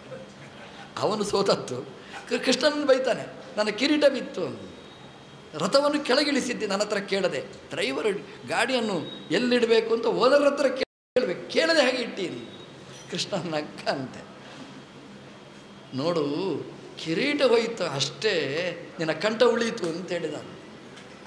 ದೇವರು ರಕ್ಷಣೆ ಮಾಡುವ ಕ್ರಮ ಅಂದರೆ ಹಾಗಿರ್ತದೆ. ನಮ್ಮದು ಬಂಗಾರ ಹೋಯಿತು, ಬೆಳ್ಳಿ ಹೋಯಿತು, ವಸ್ತು ಹೋಯಿತು, ಬ್ಯಾಗ್ ಹೋಯಿತು ಅಂತ ನಾವು ಹೇಳ್ತೇವೆ. ನಮ್ಮ ಪ್ರಾಣ ಉಳಿಯಿತು ನೋಡಿ. ನಮಗೆ ಬ್ಯಾಗ್ ಹೋದ್ದು ಮುಖ್ಯನಾ, ಪ್ರಾಣ ಉಳಿಯೋದು ಮುಖ್ಯನಾ? ನಮ್ಮ ಗುರುಗಳು ಹೇಳುವ ಕಥೆ ನನಗೆ ಯಾವಾಗಲೂ ನೆನಪಿರ್ತದೆ. ಅವರು ಹುಬ್ಬಳ್ಳಿಯಲ್ಲಿದ್ದರು.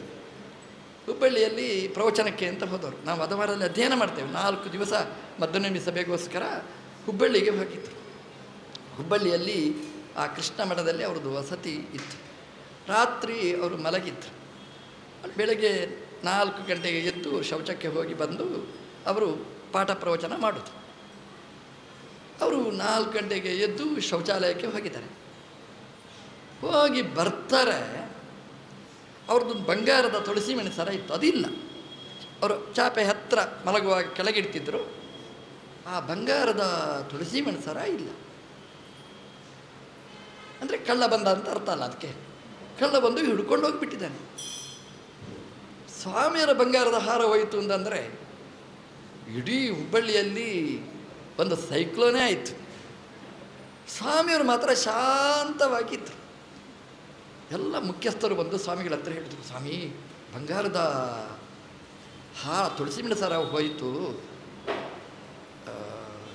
ಎಂತಹ ಅನ್ಯಾಯ, ಎಂಥ ಅನ್ಯಾಯ. ಸ್ವಾಮಿಗಳು ನಕ್ರಂತೆ. ಅವರಿಗೆ ಆಶ್ಚರ್ಯ. ನಮಗೇನಾದ್ರು ಬಂಗಾರ ಹೋದರೆ ಅಳ್ತಾ ಇರ್ತೇವೆ, ಪೆಚ್ಚು ಮುಖ ಹೋಯ್ತು ಹೋಯ್ತು ಅಂತ ಹೇಳ್ತೇವೆ. ಹೋಯ್ತು ಅಂತ ಹೇಳಲೇ ಇಲ್ಲ ಅವರು. ಅವರು ಹೇಳಿದರು, ನೋಡಿ ದೇವರು ದೊಡ್ಡವ ಅಂತ ಹೇಳಿದರು. ಬಂಗಾರದ ಸರ ಹೋದರೆ ದೇವರೆಂತ ದೊಡ್ಡವ. ಸ್ವಾಮಿಗಳು ಹೇಳಿದರು, ನಾನು ಮಲಗುವ ಪಕ್ಕದಲ್ಲಿ ತುಳಸಿ ಮಣ ಸರನೂ ಇತ್ತು, ಅದೇ ರೀತಿ ರಾಮದೇವರ ಪೆಟ್ಟಿಗೆಯೂ ನನ್ನ ಪಕ್ಕದಲ್ಲಿತ್ತು. ಈ ಕಳ್ಳ ಒಂದು ವೇಳೆ ತುಳಸಿ ಮಣ ಹಾರವನ್ನು ಬಿಟ್ಟು ಆ ರಾಮದೇವರ ಪೆಟ್ಟಿಗೆಯನ್ನು ಹಿಡ್ಕೊಂಡು ಹೋದರೆ ನಾನೇನು ಮಾಡಬೇಕಿತ್ತು? ತುಳಸಿ ಮೆಣಸರ ಬಂಗಾರದ್ದು ಹೋದರೆ 10 ಬಂಗಾರದ ಸರ ಮಾಡಿಸ್ಬೋದು. ರಾಮದೇವರು ಇನ್ನೊಂದು ಮಾಡಿಸಲಿಕ್ಕೆ ಸಾಧ್ಯ ಇಲ್ಲ. ರಾಮದೇವರು ಉಳಿದಿದ್ದಾರೆ ಅಂತಂದರೆ ದೇವರ ಅನುಗ್ರಹ ನಮಗಿದೆ ಅಂತ ನಾವು ಚಿಂತನೆ ಮಾಡಿದರೆ, ಅವರ ಚಿಂತನೆ ಅಂದರೆ ಹಾಗೆ. ಅವರಿಗೆ ಬಂಗಾರದ ಹಾರ ಹಾಕೋದ್ರಲ್ಲೇ ಇಷ್ಟನೂ ಇರಲಿಲ್ಲ. ಅವರು ಹಾಕ್ತಿರಲಿಲ್ಲ. ಯಾರೋ ಒಬ್ಬರು ಬಾಂಬೆಯ ಭಕ್ತರು ಯಾದವಾಚಾರ್ಯರು ಅವರ ಮೇಲೆ ಪ್ರೀತಿಯಿಂದ ಅವ್ರಿಗೆ ಕೊಟ್ಟರು ಬಂಗಾರದ ಹಾರ. ಅವ್ರಿಗೆ ಖುಷಿಯಾಗಲಿ ಅಂತ ಒಳಗಿಂದ ಭಾರ ಅಂತಲೇ ಅನ್ನಿಸ್ತಿತ್ತು ಅವರಿಗೆ. ಯಾವಾಗ ತೆಗೆಯೋದು ಅಂತಲೇ ಹೇಳ್ತಿದ್ರು. ಕಳ್ಳ ಹಿಡ್ಕೊಂಡು ಹೋದ, ಕಳ್ಳನ ಮೂಲಕ ಹಿಡ್ಕೊಂಡು ಹೋದ ಮೇಲೆ ಒಂದು ಎಚ್ಚರ ಕೊಟ್ಟ ದೇವರು. ಏನು ನಮ್ಮ ರಕ್ಷಣೆ ಹೇಗೆ ಮಾಡಬೇಕು ಸ್ವಾಮಿಗಳು ಹೇಳ್ತಿದ್ರು. ನಾನು ನನ್ನ ಪಕ್ಕದಲ್ಲೇ ರಾಮದೇವರನ್ನು ಮಲಗಿಸಿದ್ದೆ, ನಾನು ರಾಮದೇವರನ್ನು ರಕ್ಷಣೆ ಮಾಡುವವ ಅಂತ ತಿಳ್ಕೊಂಡಿದ್ದೆ. ಅದಲ್ಲ, ರಾಮದೇವರು ನಮ್ಮನ್ನು ರಕ್ಷಣೆ ಮಾಡ್ತಾರೆ. ನೋಡಿ, ಆ ಕಳ್ಳ ಬಂಗಾರದ ಸರ ಬಿಟ್ಟು ದೇವರ ಪೆಟ್ಟಿಗೆ ಹಿಡ್ಕೊಂಡು ಹೋದರೆ, ಅದು ಸ್ವಾಮಿಯವರಿಗೆ ಮೊದಲು ಹೊಡೆದು ಏನಾದರೂ ಮಾಡಿದರೆ ಅದೇನು ಮೈ ಮುಟ್ಟಲಿಲ್ಲ, ಅದನ್ನು ಮಾತ್ರ ಹಿಡ್ಕೊಂಡು ಹೋಗಿದ್ದ ಅಂತಂದರೆ, ರಾತ್ರಿ ಮಲಗುವಾಗ ಒಬ್ಬರೇ ಇದ್ದರು. ಪಕ್ಕದಲ್ಲಿ ಶಿಷ್ಯರೆಲ್ಲ ಬೇರೆ ಅಲ್ಲಿ ಈ ಕಡೆಯಲ್ಲಿ ಮಲಗಿದ್ದರು. ಅವ್ರು ಮಧ್ಯ 4 ಗಂಟೆಗೆ ಮುಂಚೆನೇ ಬಂದು ಸ್ವಾಮಿಗೆ 4 ಹೊಡೆದು ಆ ಸರ ಹಿಡ್ಕೊಂಡು ಹೋದರೆ ಅದೇನು ಆಡಲಿಲ್ಲ. ಸ್ವಾಮಿಯರ ಮೈ ಮುಟ್ಟಲಿಲ್ಲ, ರೋಮನೂ ಇಲ್ಲ. ದೇವರ ಪೆಟ್ಟಿಗೆ ಹಾಗೇ ಉಳಿದಿತ್ತು. ಸ್ವಾಮಿಗಳು ಯಾವಾಗಲೂ ಹೇಳ್ತಿದ್ರು, ದೇವರನ್ನು ನಾವು ರಕ್ಷಣೆ ಮಾಡುವುದಲ್ಲ, ನಮ್ಮ ಒಂದು ದೇವರ ರಕ್ಷಣೆ ಮಾಡ್ತಾರೆ. ಈ ಅನುಸಂಧಾನ ಕೆಲಸ ನಮಗೆ ಅಹಂಕಾರ, ನಾನು ದೇವರನ್ನು ರಕ್ಷಣೆ ಮಾಡ್ತೇನೆ. ನೀವು ಯಾರು ರಕ್ಷಣೆ ಮಾಡಲಿಕ್ಕೆ ಆ ದೇವರನ್ನು? ಅಖಿಲಾಂಡಕೋಟಿ ಬ್ರಹ್ಮಾಂಡ ನಾಯಕನನ್ನು ಅವ ರಕ್ಷಣೆ ಮಾಡಬೇಕು. ಸ್ವಾಮಿಗಳು ಹೇಳಿದರು, ಇವತ್ತಿನಿಂದ ನನಗೆ ದೇವರ ಮೇಲೆ ಇನ್ನಷ್ಟು ಶ್ರದ್ಧೆ ಜಾಸ್ತಿ ಆಯಿತು ಅಂತ. ಅದು ಬರೀ ಪಂಚಲೋಹದ ವಿಗ್ರಹ ಅಲ್ಲ, ಆಚಾರ್ಯರು ಪೂಜೆ ಮಾಡಿ ರಾಮದೇವರನ್ನೇ ಅದರಲ್ಲಿ ತುಂಬಿಸಿದ್ದಾರೆ. 2 ಮಠದ ದೇವರು, ಪಲಿಮಾರ ಮಠದ ರಾಮದೇವರು, ಭಂಡಾರಿಗೆರೆ ಮಠದ ರಾಮದೇವರು, 2 ಆಚಾರ್ಯರು ಪೂಜೆ ಮಾಡಿದ ದಿವ್ಯ ಸನ್ನಿಧಾನಗಳು ನಮ್ಮನ್ನು ರಕ್ಷಣೆ ಮಾಡ್ತವೆ. ನನಗಿನ್ನು ಭಯನೇ ಇಲ್ಲ ಅಂತ ಆ ದೇವರ ಮೇಲೆ ಇನ್ನಷ್ಟು ಶ್ರದ್ಧೆ ಬಂತು ಅಂತ. ಹಾಗಾಗಿ ನಾವು ಆಲೋಚನೆ ಮಾಡಬೇಕಾದ್ದು ಹಾಗೆ ಅಂತೆ. ಏನು ಬಂಗಾರ ಹೋಯಿತು ಅಂತಾದಾಗ ನಮ್ಮ ಜೀವನೇ ಹೋಗಬೇಕಾಗಿತ್ತು, ಅದು ತಗೊಂಡಿಲ್ಲ, ದೇವರು ರಕ್ಷಣೆ ಮಾಡಿದ ಅಂತ ನಾವು ಚಿಂತನೆ ಮಾಡಬೇಕಂತೆ.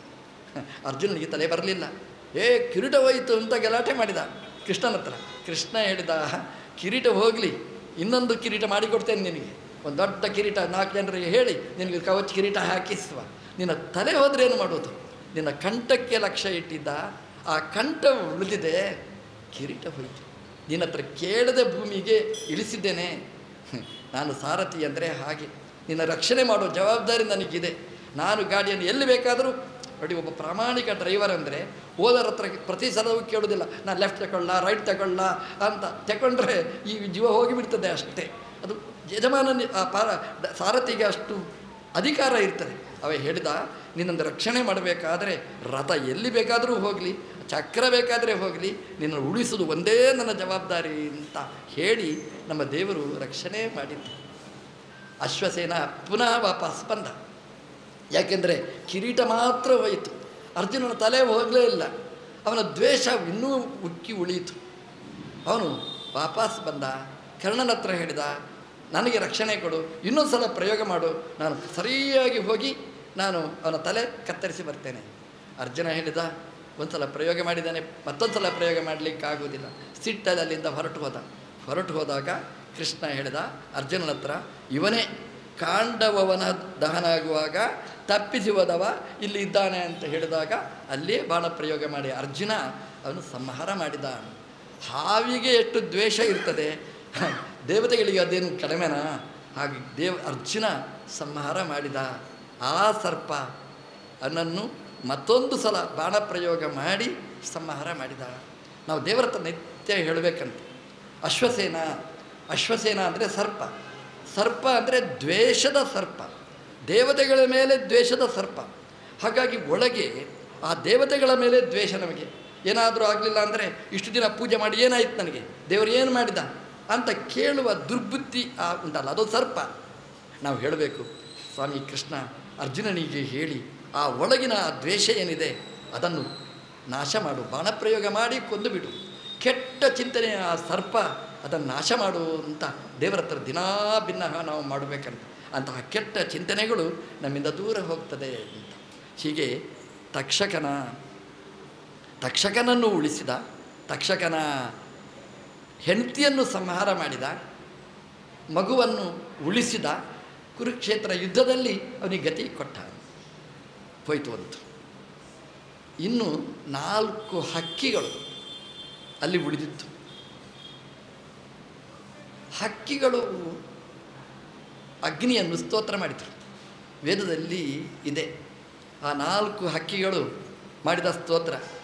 ಜರಿತಾರಿ, ಸ್ತಂಭಮಿತ್ರ, ಸಾರಿಸೃಕ್ವ, ದ್ರೋಣ ಅಂತ 4 ಹೆಸರು. ಇವತ್ತೆಲ್ಲ ಇಡ್ತಾರೆ ನೋಡಿ, ನಾಯಿ ಸಾಕಿದರೆ ನಾಯಿಗೊಂದು ಹೆಸರುಗಳು ಇಟ್ಟಿರ್ತಾರೆ. ನಾಯಿಗಳಿಗೆ ಹೆಸರಿಟ್ಟಿರ್ತಾರೆ ಅಂತಂದರೆ ಪಕ್ಷಿಗಳಿಗೆ ಏನಿದೆ? ಪಕ್ಷಿಗಳು 4 ಪಕ್ಷಿಗಳು ಅಗ್ನಿಯನ್ನು ಸ್ತೋತ್ರ ಮಾಡಿದ್ದಾರೆ. ಅಗ್ನಿಯನ್ನು ಸ್ತೋತ್ರ ಮಾಡಿ ಸುರಕ್ಷಿತರಾದರು. ಅಲ್ವ, ತಿನ್ನುವವನೇ ಅಗ್ನಿ ಅಲ್ವಾ, ನುಂಗುವವನೇ ಅಗ್ನಿ, ಅವನನ್ನೇ ಸ್ತೋತ್ರ ಮಾಡಿದರೆ ಆವಾಗ ಅವನು ಸುರಕ್ಷಿತ. ಆ 4 ಪಕ್ಷಿಗಳು ಅಗ್ನಿಯನ್ನು ಸ್ತೋತ್ರ ಮಾಡಿದರು. ಅಗ್ನಿ ಹೇಳಿದ, ನಿಮ್ಮನ್ನು ನಾನು ಮುಟ್ಟುವುದಿಲ್ಲ, ಏನು ಮಾಡೋದಿಲ್ಲ, ಸುರಕ್ಷಿತರಾಗಿ ಪಾರಾಗಿ. ಮಹಾಭಾರತ ನಮಗೆ ಹೇಳ್ತದೆ, ಆ 4 ಪಕ್ಷಿಗಳು ಸ್ತೋತ್ರ ಮಾಡಿದರು. ಅಗ್ನಿ ಆ ಪಕ್ಷಿಗಳನ್ನು ಬಿಟ್ಟ. ನಾವು ಏನಾಗಬೇಕು ಗೊತ್ತಾ? ಆ ಪಕ್ಷಿಗಳ ಹಾಗೆ ನಾವಾಗಬೇಕು. ಅಗ್ನಿಯನ್ನು ಸ್ತೋತ್ರ ಮಾಡಬೇಕು. ನಾವು ಅಗ್ನಿಯನ್ನು ಸ್ತೋತ್ರ ಮಾಡಿದರೆ ಅಗ್ನಿ ನಮ್ಮನ್ನು ರಕ್ಷಣೆ ಮಾಡ್ತಾನೆ. ಮನೆಯಲ್ಲಿ ದಿನ ಅಗ್ನಿಯನ್ನು ರಕ್ಷಣೆ ಮಾಡಬೇಕು, ಅಗ್ನಿಯನ್ನು ಪ್ರಾರ್ಥನೆ ಮಾಡಬೇಕು. ನಾವು ತಿನ್ನುವುದಕ್ಕಿಂತ ಮುಂಚೆ ಅಗ್ನಿಯನ್ನು ಪ್ರಾರ್ಥನೆ ಮಾಡಿ ಅಗ್ನಿಗೆ ಕೊಡಬೇಕಾದ ಆಹುತಿಯನ್ನು ಕೊಟ್ಟು ನಾವು ತಿನ್ನಬೇಕು. ತಿಂದರೆ ಅಗ್ನಿ ನಮ್ಮನ್ನು ಬಿಟ್ಟುಬಿಡ್ತಾನೆ, ಅಗ್ನಿ ನಮ್ಮನ್ನು ರಕ್ಷಣೆ ಮಾಡ್ತಾನೆ. ನೀವು ಹೇಳ್ತೀರಿ, ಅಗ್ನಿ ಯಾಕ್ರಿ ನಮಗೆ? ಅಗ್ನಿ ನಮ್ಮನ್ನು ಏನು ರಕ್ಷಣೆ ಮಾಡಬೇಕು? ನೋಡಿ, ನಾವು ಬದುಕಿದೇ ಇರುವುದೇ ಅಗ್ನಿಯಿಂದ. ನಾವು ಮರೆಯಬಾರ್ದು. ಅಗ್ನಿ ಇಲ್ಲ ಅಂದರೆ ನಾವು ಬದುಕಲಿಕ್ಕೇ ಸಾಧ್ಯ ಇಲ್ಲ. ಅಗ್ನಿ ಅಂತಂದರೆ ಟೆಂಪರೇಚರ್, ಬಿಸಿ. ಮೀ ತಣ್ಣಗಾಯಿತು ಅಂತ ಇಟ್ಕೊಳ್ಳಿ, ಯಾರು ಏನು ಮಾಡಲಿಕ್ಕೆ ಸಾಧ್ಯ? ಬಿಸಿ ಮಾಡಲಿಕ್ಕೆ ರುದ್ರಭೂಮಿಗೆ ಕರ್ಕೊಂಡು ಹೋಗ್ಬೇಕು ಅಷ್ಟೇ. ಇದನ್ನು ಬಿಸಿ ಮಾಡುವ ಅಗ್ನಿ ಒಳಗಿದೆ. ಟೆಂಪರೇಚರು ಅಂತ ನೀವು ಹೇಳ್ತೀರಿ.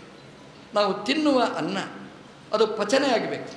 ಆ ಒಳಗಿನ ಅಗ್ನಿ ಉರಿತಾ ಇದ್ದರೆ ನಾವು ಎಷ್ಟು ತಿಂದರೂ ಅದು ಎಲ್ಲ ರಕ್ತ ಮಾಂಸವಾಗಿ ಪರಿಣಾಮ ಆಗ್ತದೆ. ಹಾಗಾಗಿ ಒಳಗೆ ಅಗ್ನಿ ಉರಿತಾ ಇರ್ತದೆ, ಇಡೀ ದೇಹ.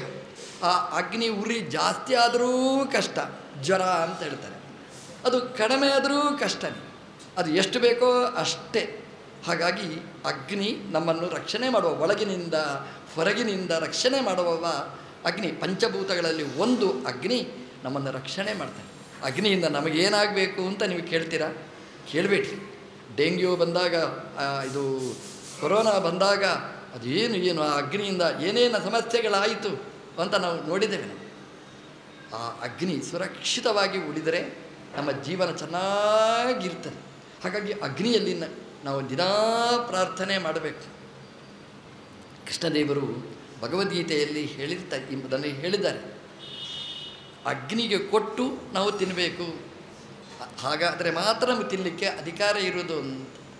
ನಾವು ಅಗ್ನಿಗೆ ತೋರಿಸದೆ ನಾವು ತಿಂದರೆ, ಗುಟ್ಟು ಅಂತ ತಿಂದರೆ ಒಳಗಿಂದ ಅಗ್ನಿ ಹೇಳ್ತಾನೆ ಜೀರ್ಣ ಆಗಿರುವುದಿಲ್ಲ. ನಾವು ತಿಂದದ್ದು ಹಾಗೇ ವಾಪಸ್ ಬರ್ತದೆ.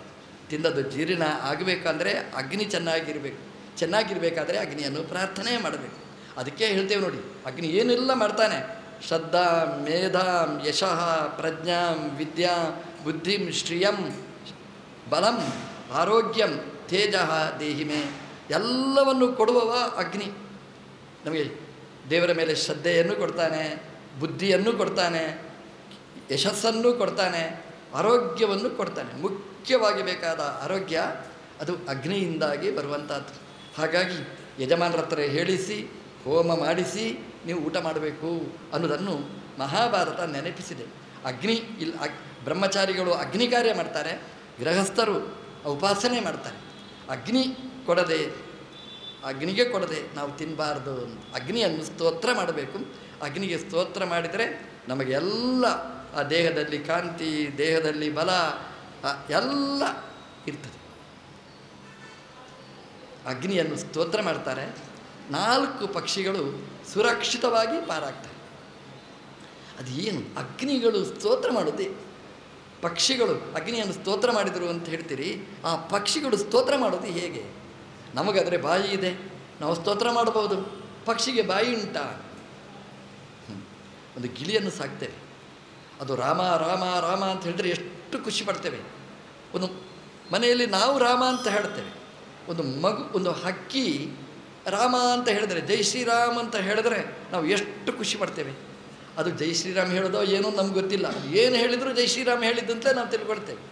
ಹಕ್ಕಿಗೆ ನಾವು ಅಷ್ಟು ಟ್ರೈನಿಂಗ್ ಮಾಡಿರ್ತೇವೆ. ನಾವು ಬಾ ಬಾ ಬಾ ಅಂತ ಹೇಳುತ್ತೆ. ಅದು ಕಟುಕರ ಮನೆಯಲ್ಲಿದ್ದರೆ ಕೊಲ್ಲು ಕೊಲ್ಲು ಕೊಲ್ಲು ಅಂತ ಹೇಳುತ್ತೆ. ಅದು ಆ ಪಕ್ಷಿಗೆ ನಾವು ಪಾಠ ಹೇಳಿ ಅದು ಮಾತಾಡಿಸ್ತೇವೆ ನೋಡಿ. ನಮಗೆ ಅಷ್ಟು ಶಕ್ತಿ ಇದೆ ಅಂತಂದರೆ ಆ ಪಕ್ಷಿಗಳು ಸಾಮಾನ್ಯ ಅಲ್ಲ, ಅದು ಋಷಿಗಳು. 4 ಜನ ಋಷಿಗಳು ಪಕ್ಷಿಗಳಾಗಿ ಆ ಕಾಂಡವ ವನದಲ್ಲಿ ಸಾಧನೆ ಮಾಡ್ತಾ ಇದ್ರು. ಋಷಿಗಳವರು ಮನುಷ್ಯರಲ್ಲ, ಋಷಿಗಳು ಅಂತಂದರೆ ಋಷಿರು ದರ್ಶನಾತ್ ಅಂತ, ವೇದ ದರ್ಶನ ಪಡೆದವರು, ವೇದ ಮಂತ್ರವನ್ನು ಕಂಡವರು, ಅವರಿಗೆ ಋಷಿಗಳು. ಈ 4 ಹಕ್ಕಿಗಳು ವೇದವನ್ನು ಕಂಡ ಋಷಿಗಳು. ಅವರು ಕಾಂಡವ ವನದಲ್ಲಿ ಸೇರಿದ್ರು. ಯಾಕೆ ಅಂತಂದರೆ ಮನುಷ್ಯರ ಸಹವಾಸ ಬೇಡ ಅಂತ ಅವರು ಹೋಗಿ ಕಾಡಲ್ಲಿ ಕೂತಿದ್ರು. ಕಾಡಲ್ಲಿ ದಿನಾ ವೇದ ಮಂತ್ರಗಳಿಂದ ಭಗವಂತನನ್ನು ಸ್ತೋತ್ರ ಮಾಡೋದು, ಭಗವಂತನ ಆರಾಧನೆ ಮಾಡೋದು. ನಮ್ಮಲ್ಲಿದೆ ನೋಡಿ, ವೇದ, ಸಂಹಿತೆ, ಬ್ರಾಹ್ಮಣ, ಆರಣ್ಯಕ, ಉಪನಿಷತ್ತು ಅಂತಿದೆ. ಅದರಲ್ಲಿ ಆರಣ್ಯಕ ಅಂತಿದೆ. ಆರಣ್ಯಕ ಅಂತಂದರೆ ಅರಣ್ಯದಲ್ಲಿ ಅಧ್ಯಯನ ಮಾಡಬೇಕಾದಂತಹ ಭಾಗಗಳು. ಕಾಡಲ್ಲಿ ಅರಣ್ಯದಲ್ಲಿ ಅದನ್ನು ಅಧ್ಯಯನ ಮಾಡ್ತಾರೆ, ಆರಣ್ಯಕ ಅಂತ. ಮನೆಯಲ್ಲಿ ಅದನ್ನು ಅಭ್ಯಾಸ ಮಾಡುವ ಕ್ರಮ ಇಲ್ಲ. ಅದಕ್ಕೆ ಎರಡು ಕಾರಣ. ಒಂದದು ಕ್ಲಿಷ್ಟವಾದ ಭಾಗ, ಅದನ್ನು ಅಧ್ಯಯನ ಮಾಡಬೇಕಾದ್ರೆ ಮನೆಯಲ್ಲಿ ಆ ಚಿರಿಪಿರಿಗಳೆಲ್ಲ ಇರಬಾರ್ದು, ತುಂಬ ಕಾನ್ಸಂಟ್ರೇಷನ್ ಬೇಕು. ಒಳ್ಳೆಯ ಧ್ಯಾನ ಮಾಡಲಿಕ್ಕೆ ಸಾಧ್ಯ ಅಂತ ಕಾಡಲ್ಲಿ ಅಧ್ಯಯನ ಮಾಡ್ತಾರೆ ಅದನ್ನು. ಎರಡನೇದ್ದು, ಆ ಮಂತ್ರಗಳನ್ನು ಹೇಳಿದರೆ ಅದರಲ್ಲಿ ಕ್ಷುದ್ರ ಮಂತ್ರಗಳು ಇರ್ತದೆ, ಮನೆಗೇ ಅದು ಮಾರಕ ಆಗಿ ಬಿಡ್ತದೆ. ಮನೆಯಲ್ಲಿ ಅದನ್ನು ಹೇಳಬಾರ್ದು ಅಂತ ಹೊರಗೆ ಪಾರಾಯಣ ಮಾಡಬೇಕು. ಎಲ್ಲಿವರೆಗೆ ಇದೆ ನಮ್ಮಲ್ಲಿ ಅಂತಂದರೆ, ಈ ಕರ್ಣಸೂಕ್ತ ಅಂತಿದೆ ವೇದದಲ್ಲಿ. ಆ ಮಂತ್ರವನ್ನು ಮನೆಯಲ್ಲಿ ಪಾರಾಯಣ ಮಾಡಲಿಕ್ಕೂ ಬಿಡುವುದಿಲ್ಲ. ವೇದ ಪಾರಾಯಣ ಮಾಡುವಾಗ ಅಷ್ಟನ್ನು ಹೊರಗೆ ಹೋಗಿ ಪಾರಾಯಣ ಮಾಡಿ ಮತ್ತೆ ಒಳಗೆ ಬನ್ನಿ ಅಂತ ಹೇಳ್ತಾರೆ. ಅಂಥದ್ದೇನಿಲ್ಲ, ದೇವರನ್ನು ಹೇಳುವಂತಹ ಮಂತ್ರಗಳು ನಮ್ಮಲ್ಲಿ ಆ ಭಾವನೆಗಳಿವೆ. ಆರಣ್ಯಕವನ್ನು ಅರಣ್ಯದಲ್ಲಿ ಅಧ್ಯಯನ ಮಾಡ್ತಾರೆ. ಈ ಋಷಿ 4 ಹಕ್ಕಿಗಳು ಅರಣ್ಯದಲ್ಲಿ ದೇವರ ಸ್ತೋತ್ರ ಮಾಡ್ತಿದ್ದರು, ಪಕ್ಷಿಗಳಾಗಿ ದೇವರ ಚಿಂತನೆಯಲ್ಲಿ ತೊಡಗಿದ್ರು. ದೇವರಲ್ಲಿ ಧ್ಯಾನಕ್ಕೋಸ್ಕರವಾಗಿ ಪಕ್ಷಿ ರೂಪವನ್ನು ಸ್ವೀಕಾರ ಮಾಡಿದರು. ಮನುಷ್ಯರ ರೂಪ ಸ್ವೀಕಾರ ಮಾಡಿದರೆ ಕಾಡಲ್ಲಿ ಬದುಕುವುದು ಕಷ್ಟ, ಊರಲ್ಲಿ ಸಾಧನೆ ಮಾಡಲಿಕ್ಕಾಗುವುದಿಲ್ಲ. ಊರಲ್ಲಿ ಸಾಧನೆ ಮಾಡಲಿಕ್ಕಾಗುವುದಿಲ್ಲ ಅಂತ ಕಾಡಿಗೆ ಪ್ರವೇಶ ಮಾಡಿ ಕಾಡಲ್ಲಿ ಸಾಧನೆ ಮಾಡತಕ್ಕಂತಹ 4 ಪಕ್ಷಿಗಳು. ದೇವರ ಆಲೋಚನೆ ಮಾಡಿದ, ಈ ಪಕ್ಷಿಗಳನ್ನು ನಾನು ಉಳಿಸಬೇಕು. ಯಾಕೆ ಅಂತಂದರೆ ಊರಲ್ಲಿ ನಾಡಲ್ಲಿ ಬೇಡ, ಕಾಡಲ್ಲಿ ಬೇಕು ಅಂತ ಬಂದವರು. ಕಾಡಲ್ಲಿ ದೇವರನ್ನು ಒಲಿಸಿಕೊಳ್ಳಬೇಕು ಅಂತ ಬಂದವರು. ದೇವರನ್ನು ಒಲಿಸಿಕೊಳ್ಳ ಬಂದಂತಹ ಪಕ್ಷಿಗಳು. ಅವರ ಪಕ್ಷ ಎಲ್ಲಿ ಅಂದರೆ ದೇವರದು ಪಕ್ಷ, ದೇವರದಲ್ಲಿ ಪಕ್ಷವುಳ್ಳ ಪಕ್ಷಿಗಳು ಅವು. ಹಾಗಾಗಿ ದೇವರಿಗೆ ಕರುಣೆ ಬಂತು, ರಕ್ಷಿಸಬೇಕು ಅಂತ. ಹಾಗಾಗಿ ಅವರ ಸ್ತೋತ್ರದಿಂದ ಅಗ್ನಿಗೆ ತೃಪ್ತಿಯಾಗುವ ಹಾಗೆ ಭಗವಂತ ಮಾಡಿದ. ಆ ವನ್ನಿ ತೃಪ್ತನಾಗಿ ಆಗ ಹೋಗಲಿಕ್ಕೆ ಅವಕಾಶ ಕೊಟ್ಟ. ಎಂಥದ್ದೇ ಟ್ರಾಫಿಕ್ ಇರಲಿ, ಕೆಲವು ಗಾಡಿಗಳು ಬಂದರೆ ಬಿಟ್ಬಿಡ್ತಾರೆ. ಹಾಗೆಯೇ ಈ ಅಗ್ನಿ ಎಲ್ಲರನ್ನೂ ತಡೆ ನಿಲ್ಲಿಸಿದ. ಆದರೆ 4 ಹಕ್ಕಿಗಳಿಗೆ ಗೇಟ್ ಪಾಸ್ ಕೊಟ್ಟ, ರಕ್ಷಣೆ ಮಾಡಿದ. ಮುಟ್ಟಲಿಲ್ಲ, ದೇಹವನ್ನೇ ಮುಟ್ಟಲಿಲ್ಲ. ಮಹಾಭಾರತ ವೇದದ ಸಾರ, ಅದು ಹೇಳುತ್ತೆ, ನೀವು ವೇದವನ್ನು ರಕ್ಷಣೆ ಮಾಡಿದರೆ ನಿಮ್ಮನ್ನು ಯಾರೂ ಮುಟ್ಟದಿದ್ದ ಹಾಗೆ ನಾನು ಮಾಡ್ತೇನೆ, ಅಗ್ನಿ ಮುಟ್ಟದಿದ್ದ ಹಾಗೆ ಮಾಡ್ತೇನೆ, ಅಂದರೆ ಆಯುಷ್ಯ ಜಾಸ್ತಿ ಕೊಡ್ತೇನೆ. ವೇದಾಭ್ಯಾಸ ಮಾಡಿ. ನಮ್ಮಲ್ಲಿ ಏನು ಅಂದರೆ ವೇದ ಇನ್ನೊಬ್ಬರು ಓದಬಾರ್ದು, ನಾನು ಓದುವುದಿಲ್ಲ, ವೇದ ಹಾಳಾಗಿ ಹೋಗ್ತದೆ. ಹಾಗಾಗಿ ವೇದಾಂತಗಳ ರಕ್ಷಣೆ ನಾವು ಮಾಡಿದರೆ ಭಗವಂತ ನಮ್ಮನ್ನು ಎಂಥ ಆಪತ್ತಲ್ಲಿಯೂ ಕೂಡ ಸುರಕ್ಷಿತವಾಗಿ ನಮ್ಮ ಜಾಗಕ್ಕೆ ಮುಟ್ಟಿಸ್ತಾನೆ ಅನ್ನೋದಕ್ಕೆ ಈ ಪಕ್ಷಿಗಳು ಉದಾಹರಣೆ. ಪಕ್ಷಿಗಳನ್ನೇ ರಕ್ಷಣೆ ಮಾಡಿದ ದೇವರು ಅಂತಂದರೆ ನಮ್ಮನ್ನು ಕೈ ಬಿಡ್ತಾನೆ. ಅವರು ಋಷಿಗಳು, ಅವರು ಹೇಳಿಕೊಟ್ಟ ಮಂತ್ರ ನಮಗಿದೆ, ಅದರ ರಕ್ಷಣೆ ನಾವು ಮಾಡಬೇಕಾದ್ದು ನಮ್ಮ ಕರ್ತವ್ಯದಲ್ಲಿ ಸೇರಿತ್ತು. ನಮ್ಮ ಮನೆ ಯಾಕೆ ಅಂತಂದರೆ ಅದಕ್ಕೆ ಹೆಸರು ಗೃಹ ಅಂತ. ಗೃಹ ಅಂದರೆ ಏನು? ಗೃಹಾತೀತಿ ಗೃಹಂ, ಆಚೆ ಈಚೆ ಹೋಗೋವರನ್ನೆಲ್ಲ ಗೃಹಾತಿ ಬಾ ಬಾ ಅಂತ ಕರೆದು ಒಳಗೆ ಕೂಡಿಸ್ಬೇಕಂತೆ. ಮನೆಯಲ್ಲಿ ಕ್ರಮ ಹಾಗೆ. ನಮ್ಮಲ್ಲಿ ಎಷ್ಟು ಸಂಪ್ರದಾಯ ಇತ್ತು ಅಂತಂದರೆ, ನಮ್ಮ ಪೂಜೆ ಆದ ಮೇಲೆ ನಾವು ಊಟ ಮಾಡೋದಕ್ಕಿಂತ ಮುಂಚೆ ಮನೆಯ ಬಾಗಿಲಲ್ಲಿ ಮುಂದೆ ನಿಲ್ಲಬೇಕಂತೆ. ನಿಂತು ಯಾರಾದರೂ ಹೋದರೆ ಅವರಿಗೆ ಕೈ ಹಿಡಿದು ಕರ್ಕೊಂಡು ಬಂದು ಅರ್ಘ್ಯ ಪಾದ್ಯ ಕಾಲು ತೊಳೆಯಲಿ ನೀರು ಕೊಟ್ಟು ಒಳಗೆ ಕರೆಸಿ ಅವರಿಗೆ ನಾವು ಹಸ್ತೋದಕ ಹಾಕಿ ಸತ್ಕಾರ ಮಾಡಬೇಕು ಅಂತ ಹೇಳ್ತಾರೆ. ನಮ್ಮಲ್ಲಿ ಭೃತ್ಯಾತಿಥಿ ಪುರಸ್ಸರ ಅಂತ ನಮ್ಮ ಆಚಾರ್ಯರು ಸದಾಚಾರ ಸ್ಮೃತಿಯಲ್ಲಿ ಇದನ್ನು ಉಲ್ಲೇಖ ಮಾಡಿದ್ದಾರೆ. ನಮ್ಮಲ್ಲಿ ಗೃಹ ಇರುವುದು ಸತ್ಕಾರಕ್ಕೋಸ್ಕರ. ಬಂದವರನ್ನೆಲ್ಲ ಬನ್ನಿ ಬನ್ನಿ ಬನ್ನಿ ಅಂತ ಹೇಳಬೇಕಾದ್ದು. ಬನ್ನಿ ಅಂತ ಹೇಳಿ ಮಾಡಬೇಕಾದ ಕರ್ತವ್ಯ ಏನು? ಅಲ್ಲಿ ವೇದಜ್ಞರು ಬಂದಿರ್ತಾರೆ, ವೇದದ ಸಂರಕ್ಷಣೆ ಆಗ್ತದೆ, ವೇದದ ಪಾರಾಯಣ ನಡೀತದೆ. ಹಾಗಾಗಿ ಮನೆಯಲ್ಲಿ ವೇದಘೋಷ ನಡೀಬೇಕು. ಅದಕ್ಕೆ ನೋಡಿ, ಮನೆಯಲ್ಲಿ ದೇವರ ಕೋಣೆ ಕಂಪಲ್ಸರಿ. ಇವತ್ತಿನ ವಾಸ್ತುವಿನಲ್ಲಿ ದೇವರ ಕೋಣೆ ಇಲ್ಲ, ನಾಯಿಯ ಕೋಣೆ ಮಾತ್ರ ಇರುತ್ತೆ. ನಮ್ಮ ಹಿರಿಯರ ವಾಸ್ತುವಿನಲ್ಲಿ ದೇವರ ಕೋಣೆ ಮೊದಲು, ಈಶಾನ್ಯ ಭಾಗ ದೇವಮೂಲೆ ಅಂತ ಅದಕ್ಕೆ ಹೆಸರೇ ಹಾಗೆ. ದೇವಮೂಲೆಯಲ್ಲಿ ದೇವರನ್ನು ಕೂಡಿಸಬೇಕು, ದೇವರಂಥವರನ್ನು ಕೂಡಿಸಬೇಕು ಅಂತ ಹೇಳ್ತಾರೆ. ಹಾಗೆ ನಮ್ಮ ವಾಸ್ತುವಿನಲ್ಲಿಯೇ ಸೇರಿದೆ. ಮನೆಯಲ್ಲಿ ದೇವರ ಕೋಣೆ ಇದ್ದರೆ, ದೇವರ ಪೂಜೆ ನಡೆದರೆ, ವೇದಮಂತ್ರಗಳ ಘೋಷಣೆ ನಡೆದರೆ ಮನೆಗೆ ಇಡೀ ಮತ್ತೆ ಏನೂ ವಾಸ್ತು ಬೇಡ. ಇವತ್ತು ಏನಾಗಿದೆ ಅಂತಂದರೆ ದೇವರ ಕೋಣೆಯಲ್ಲಿ ದೇವರೇ ಇಲ್ಲ. ಯಾಕೆ ಅಂತಂದರೆ ನಮ್ಮ ತಲೆ ಅಷ್ಟು ಒಳ್ಳೆಯ ತಲೆ ದೇವರನ್ನು ನಾನು ಮಠಕ್ಕೆ ಕೊಟ್ಟುಬಿಟ್ಟೆ. ಯಾಕ್ರಿ? ಅದು ದೇವರಿಗೆ ತೊಂದರೆ ಆಗಬಾರ್ದು. ದೇವರಿಗೆ ಏನು ತೊಂದರೆ ರೀ? ದೇವರಿಗೆ ಪೂಜೆನೇ ಇಲ್ಲ, ಮಾಡಲಿಕ್ಕಾಗೋದಿಲ್ಲ, ಕಷ್ಟ ಆಗಿದೆ ನಮಗೆ. ನೀರಿಲ್ಲರಿ, ಮನೆಯಲ್ಲಿ ನೀರಿಲ್ಲ, ಹಾಗಾಗಿ ಬಹಳ ಕಷ್ಟ. ಮನೆಯಲ್ಲಿ ಯಜಮಾನರಿಗೆ ಬೇರೆ ಕಡೆ ಸುತ್ತಾಡ್ತಾ ಬರಬೇಕು, ಬರೀ ರಗಡೆ ಆಗಿಬಿಟ್ಟಿದೆ. ಹಾಗಾಗಿ ಅದು ಸುತ್ತಿ ಮೇಲೆ ಇಡೋದು ಅಂತಿತ್ತು. ಈಗ ಸುತ್ತಿ ಮೇಲೆ ಇಟ್ಟರು ವರ್ಷಕ್ಕೊಂದಿನ ಪೂಜೆ ಮಾಡಲಿಕ್ಕೂ ಕಷ್ಟ ಆಯಿತು. ಹಾಗೆ ಯಾವುದೋ ಮಠ ಮಂದಿರಗಳಿಗೆ ಸೇರಿತು. ಮನೆಯಿಂದ ದೇವರನ್ನು ನಾವು ಪಾರು ಮಾಡಿದ ಮೇಲೆ ದೇವರೇನು ಮಾಡಿದರು? ಓ ನಾನು ಬೇಡವಾ? ಹಾಗಾದರೆ ಮನೆಯಲ್ಲಿಯೂ ಕೂಡ ಅಷ್ಟೇ, ನಮಗೂ ಇರಲಿಕ್ಕೆ ಬಿಡಲಿಲ್ಲ. ಮೊದಲು ಅವಿಭಕ್ತ ಕುಟುಂಬ ಇತ್ತು, ಕುಟುಂಬ ಎಲ್ಲ ವಿಭಕ್ತ ಆಗಿ ಚೂರು ಚೂರು ಆಗಿ ಎಲ್ಲೆಲ್ಲಿ ಒಂದೊಬ್ಬೊಬ್ಬರು ಒಂದೊಂದು ಕಡೆ. ನಮ್ಮ ಮನೆ ಅದು ಅವಿಭಕ್ತ ಕುಟುಂಬ ಆಗಬೇಕಾದರೆ, ಮನೆಯಲ್ಲಿ ಸಂಸ್ಕಾರ ಸುರಕ್ಷಿತವಾಗಿ ಉಳಿಯಬೇಕಾದರೆ ಯಾವ ಕೋಣೆಯನ್ನಾದರೂ ಬದಲಾಯಿಸಿ ದೇವರ ಕೋಣೆಯನ್ನು ಮಾತ್ರ ಖಾಲಿ ಬಿಡಬೇಡಿ. ಈ ದೇವಮೂಲೆಯಲ್ಲಿ ದೇವರ ಸ್ಥಾಪನೆ ಮಾಡಿ, ಅಲ್ಲಿ ಪೂಜೆ ಆಗುವ ಹಾಗೆ ಮಾಡಿ. ಮನೆಯಲ್ಲಿ ಪೂಜೆ ನಡೀಬೇಕಾದ್ದು, ವೇದದ ಸಂರಕ್ಷಣೆ, ದೇವರ ಸಂರಕ್ಷಣೆ ನಾವು ನಡೆಸಬೇಕಾದ್ದು. ದೇವರಿಗೆ ಪೂಜೆ ನಡೆಸಿದರೆ ದೇವರು ನಮಗೂ ಪೂಜೆ ಆಗುವ ಹಾಗೆ ಮಾಡ್ತಾರೆ. ದೇವರನ್ನು ಕಳಿಸಿಕೊಟ್ರೆ ಮುಖಕ್ಕೆ ಮಂಗಳಾರತಿ ಮಾಡ್ತಾರೆ ಅಷ್ಟೇ. ಹಾಗಾಗಿ ದೇವರ ರಕ್ಷಣೆ ಅಂದರೆ ದೇವರ ಪೂಜೆಯ ಜವಾಬ್ದಾರಿ ನಾವೇನು ಮಾಡೋದ್ರಿ ಅಂತ ಕೈ ಚೆಲ್ಲಿ ಕೂತ್ಕೊಳ್ಳುವುದಲ್ಲ, ಮಾಡಬೇಕಾದ ಕರ್ತವ್ಯದಲ್ಲಿ ಒಂದು ಅಂತ ಅದರ ಮಹಾಭಾರತ ನೆನಪಿಸಿದೆ. 4 ಪಕ್ಷಿಗಳು ದೇವರನ್ನು ಸ್ತೋತ್ರ ಮಾಡಿ ತಾವು ಸುರಕ್ಷಿತವಾಗಿ ಪಾರಾದಂತಹ ಕಥೆ. ನಾವು ದೇವರ ಜಪ ಮಾಡ್ತಾ ಇದ್ದರೆ ದೇವರು ನಮ್ಮ ಕೈ ಬಿಡುವುದಿಲ್ಲ. ಎಲ್ಲಿ ವಾಹನದಲ್ಲಿ ಹೋಗ್ತಾ ಇರಿ, ದೇವರನ್ನು ಸ್ಮರಣೆ ಮಾಡಿ. ನಿದ್ದೆ ಬಂತು ಬೇರೆ, ಎಚ್ಚರಿಕೆ ಆದ ಕೂಡಲೇ ಮತ್ತು ದೇವರ ನೆನಪಿಗೆ ಬರಬೇಕು. ಹಾಗಾದರೆ ದೇವರು ರಕ್ಷಣೆ ಮಾಡ್ತಾರೆ. ನೀವು ಒಬ್ಬರು ದೇವರ ಸ್ತೋತ್ರ ಹೇಳೋದ್ರಿಂದ ಇಡೀ ಬಸ್ಸು ರಕ್ಷಣೆ ಮಾಡಿದಾಗ ಆಗ್ತದೆ. ದೇವರು ಪಾರು ಮಾಡ್ತಾನೆ ಅಂತ.